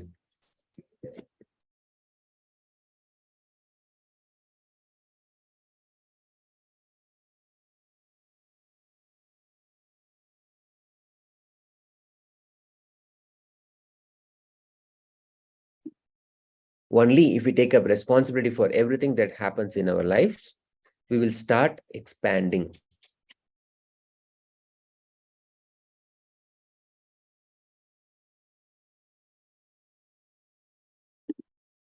Responsibility is a consciousness. Only those who feel responsibility as a consciousness can become spiritual healers. Compassion expresses as responsibility and hence energy. We saw this in the previous session. Somebody asked Swamiji, how is it that you have so much energy? When you look at Swamiji, he has so much energy. How is it that you have so much energy is the question somebody asked Swamiji. And he said, when I see somebody suffering, the compassion that expresses, the responsibility that expresses, overflows as energy.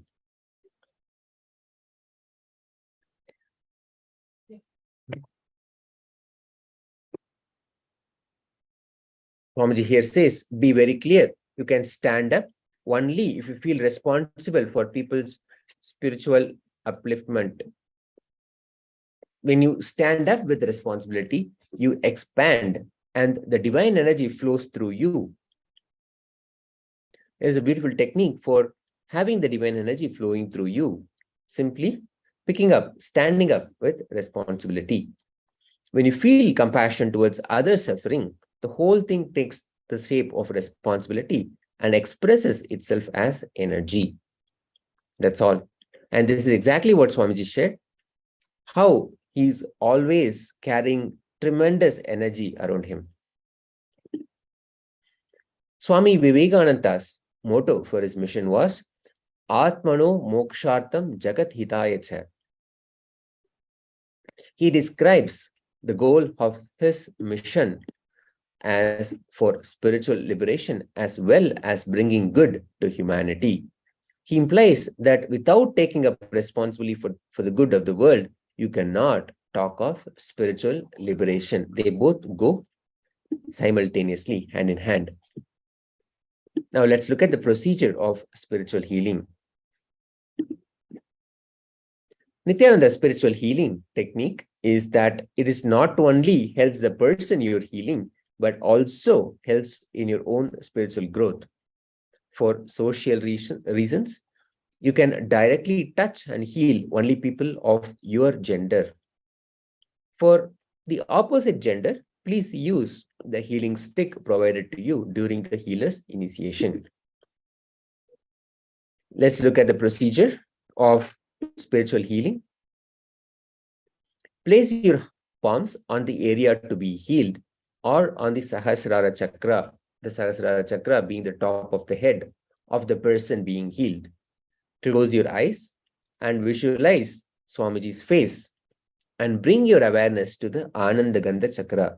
We learned about the Ananda Gandha Chakra, the space between the heart center and the navel region.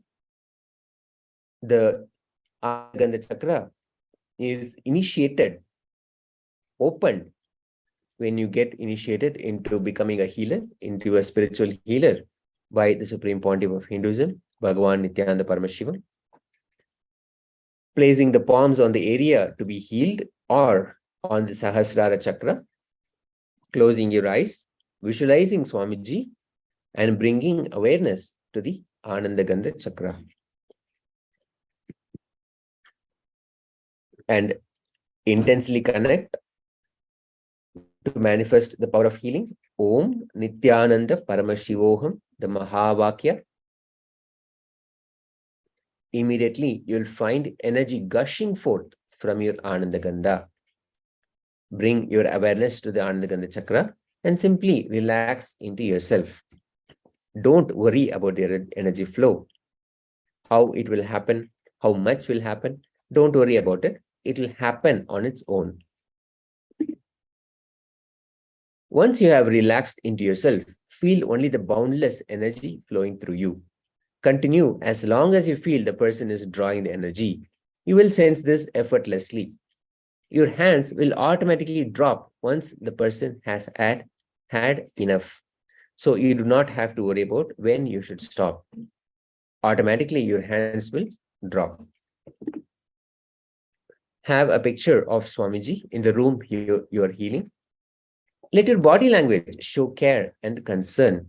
Be aware and sensitive to the needs of those around you. Play Mahavakya during the healing prayer service. And there are some important legal guidelines for us to note when doing the Nithyananda spiritual healing prayer. Do not make any guarantees, warranties, or representations regarding the outcome of the Nithyananda spiritual healing process. And specifically, do not claim that the process in any way diagnoses, treats, heals, cures, or prevents any disease, illness, injury, or physical or mental condition. This is an important disclaimer for us to note as Nithyananda spiritual healers. Do not use the word patient to describe someone who elects to receive your Nithyananda spiritual healing services. If you are a licensed physician or other licensed healthcare practitioner, advise everyone to whom you are providing Nithyananda spiritual healing services that such services do not constitute diagnosis, care, or treatment of the practice of medicine or any other health care. Nithyananda spiritual healing does not involve the diagnosis or treatment of any medical or psychological conditions and does not involve the use of any physical intervention or manipulation of the human body.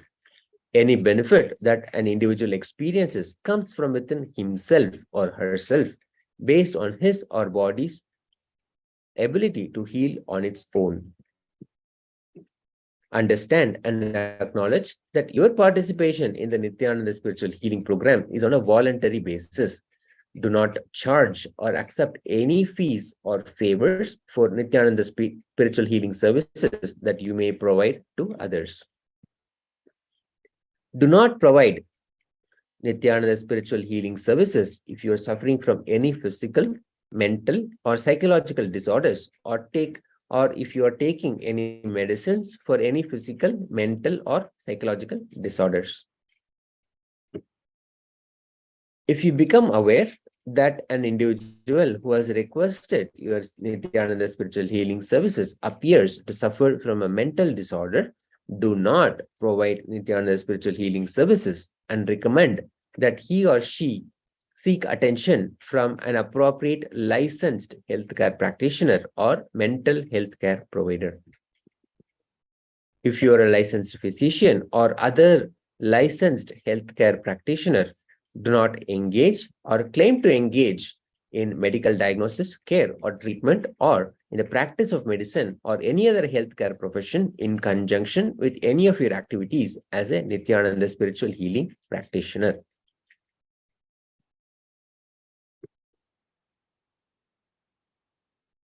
To receive healing initiation, sign up by visiting this URL, tinyurl.com/PSM2healer. The PSM2 healer, number 2, tinyurl.com/PSM2healer. Let's just take a moment to quickly visit this URL and sign up, request for your initiation to become a healer. Let's just take a few seconds, a few moments to enter into this link and register for yourself. Sign up to become a Nithyananda spiritual healer.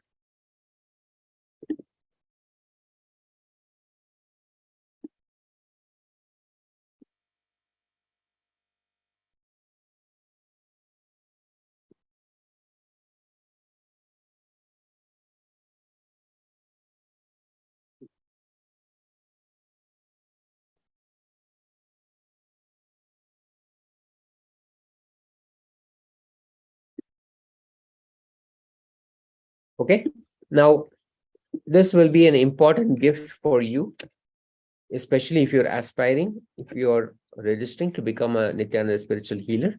You can download this book, You Can Heal, Nithya Spiritual Healing, Born to Heal. You can download this book at paramashivoham.org/gifts. That brings us to the end of this session. We'll continue into the next power manifestation session in just a moment.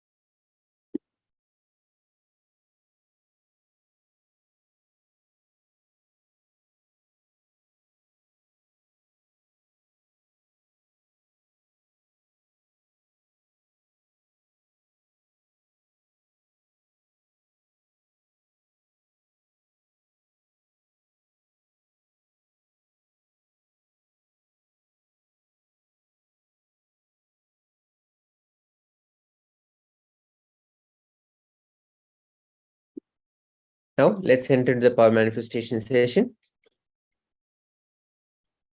Nithyanandam Paramasukhatam Kevalam Jnanamurtam Dvandvatitam Gagana Sadrisham Tattvamasya Dilaksham Ekam Nityam Vimalamachalam Sarvati Sakshibhutam Bhavatitam Trigunarahitam Sadgurum Tam Namami.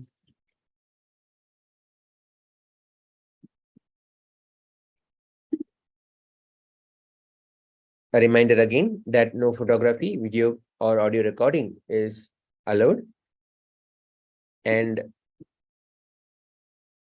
no part of this video or program may be reproduced or stored. And please follow all guidelines.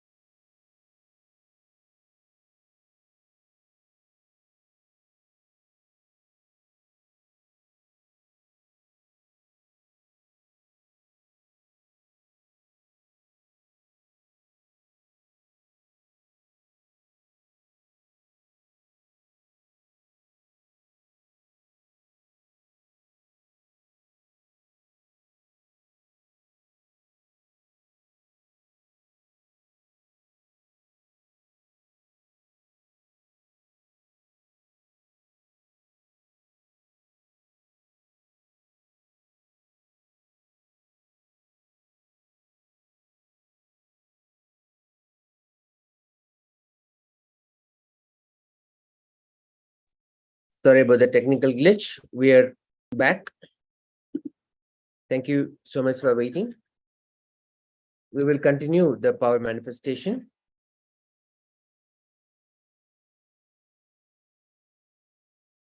We learned about the possibility of manifesting the power of healing others, healing ourselves, and healing others.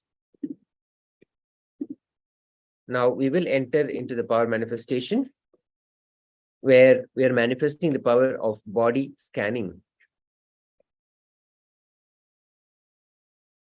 Scanning volunteer for food and sleep habit.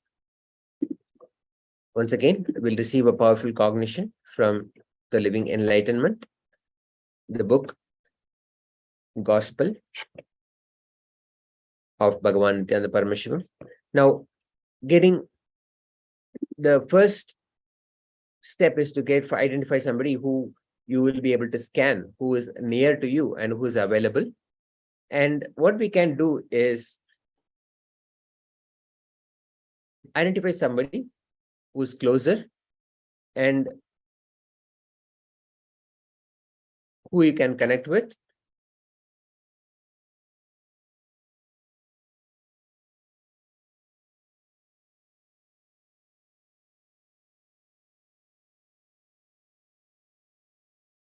Now,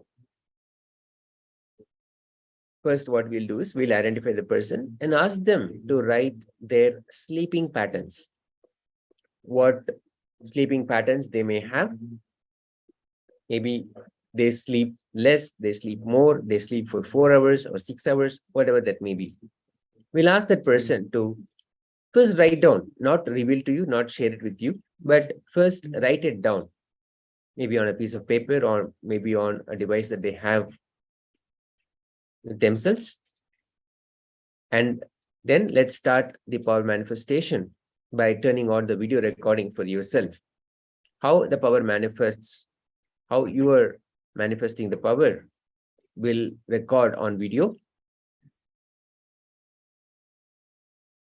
Turn on the video recording and invoke the presence of Bhagavan Nithyananda Paramashivam in your third eye region.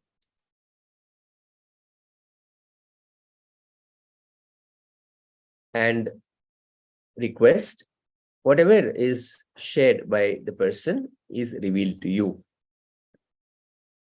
Then whatever is revealed to you, write it down. And once you are done, you can compare with what was revealed to you and what the person has written. Okay, so few simple steps for manifestation. I'll just run through this one more time. Asking somebody near you, a volunteer, to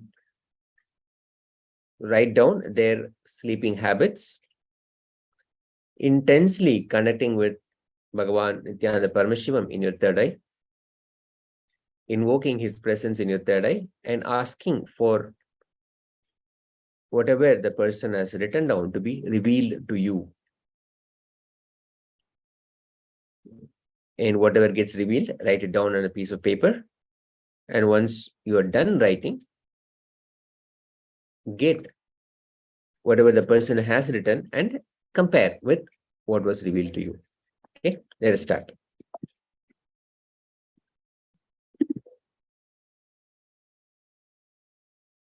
Now,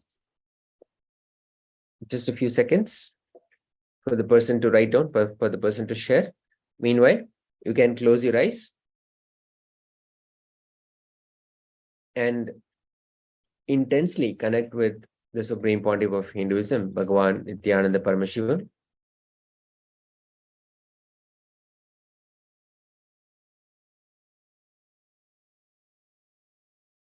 Chanting the Mahavakya. Om Nithyananda Paramashivoham. Om Nithyananda Paramashivoham. Om Nithyananda Paramashivoham.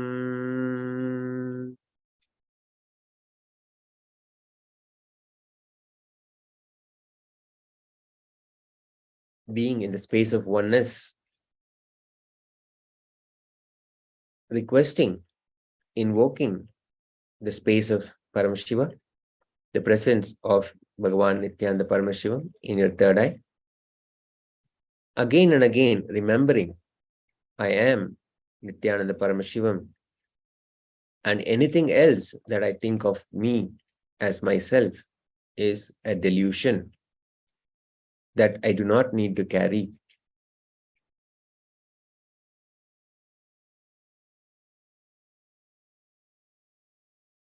From this space, ask for whatever your volunteer has written down to be revealed to you.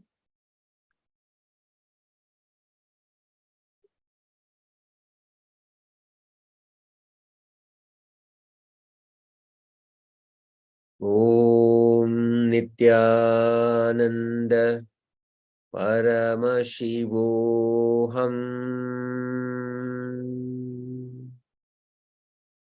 Om Nithyananda Paramashivoham. Om Nithyananda Paramashivoham.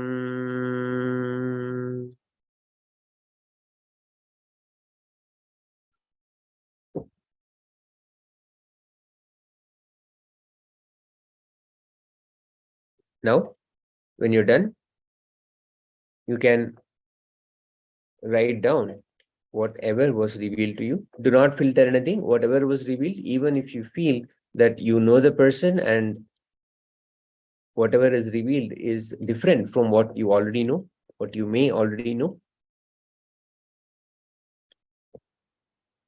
do not filter anything. Simply write down whatever was revealed to you.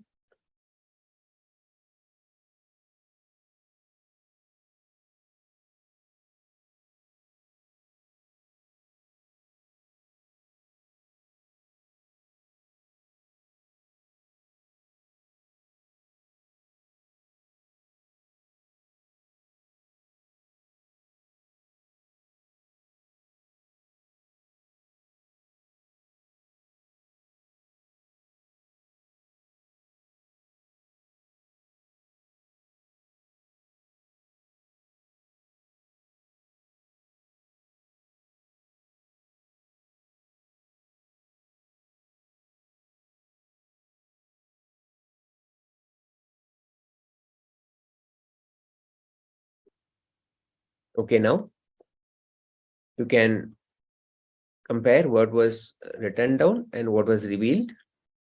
And once again, would like to remind that the space of oneness that you experience when you enter into power manifestation, that is the essence, that is the result, more than whether what you've written down is accurate.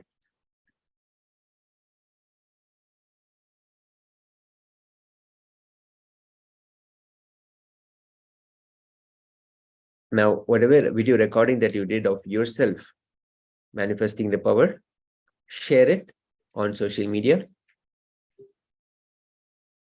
and put a comment here on YouTube. If you're watching us on YouTube, put a comment here on the YouTube video telling us how the manifestation happened for you.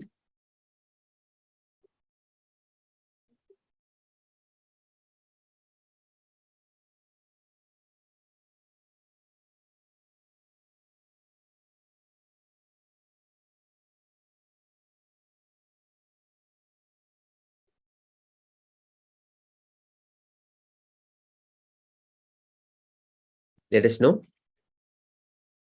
and share it on the Facebook page with the hashtags KAILASA, hashtag Paramashivoham level 2.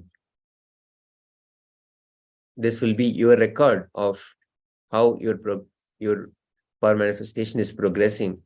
Even if you come back and look at it later on, you'll see how your power manifestation is progressing.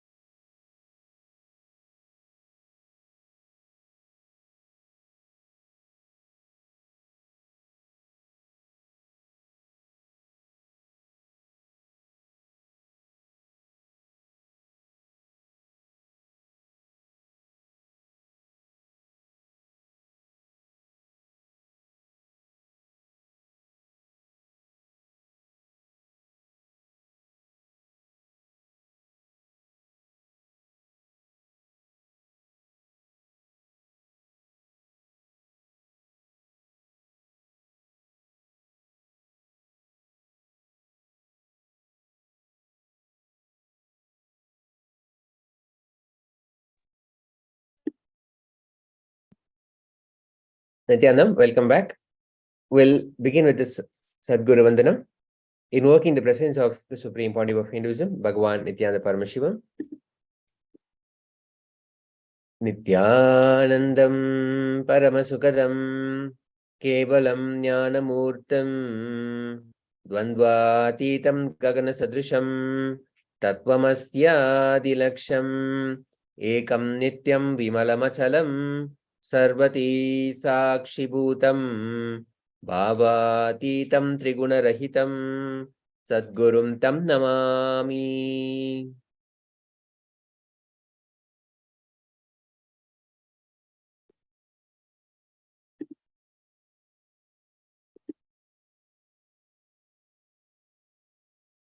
Our gratitude to the only Hindu nation, KAILASA, by offering our gratitude to KAILASA, the only enlightened civilizational nation. You are thanking KAILASA for reviving this long-lost enlightenment science.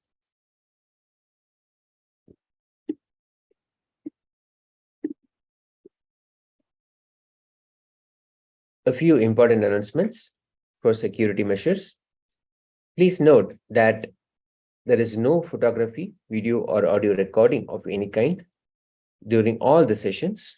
And please ensure you have your camera on. And please ensure that there is no part of this video or program is reproduced or stored or transmitted in any form. And follow all safety measures and precautions.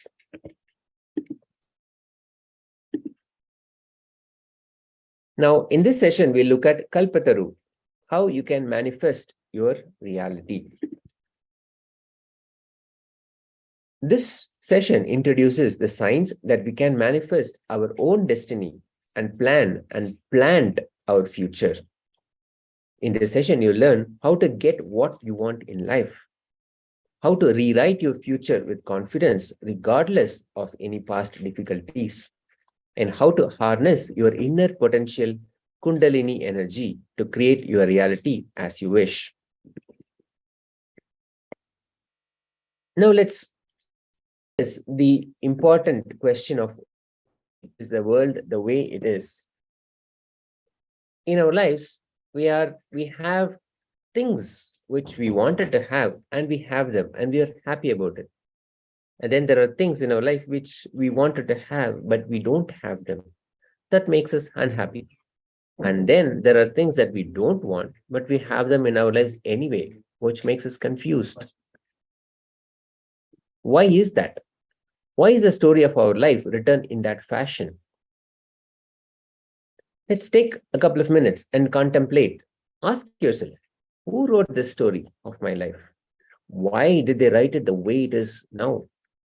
And how to rewrite my life story? Can I rewrite this life story? Let us take a couple of moments and contemplate these questions. The questions that are displayed on the screen, let us contemplate for a couple of moments.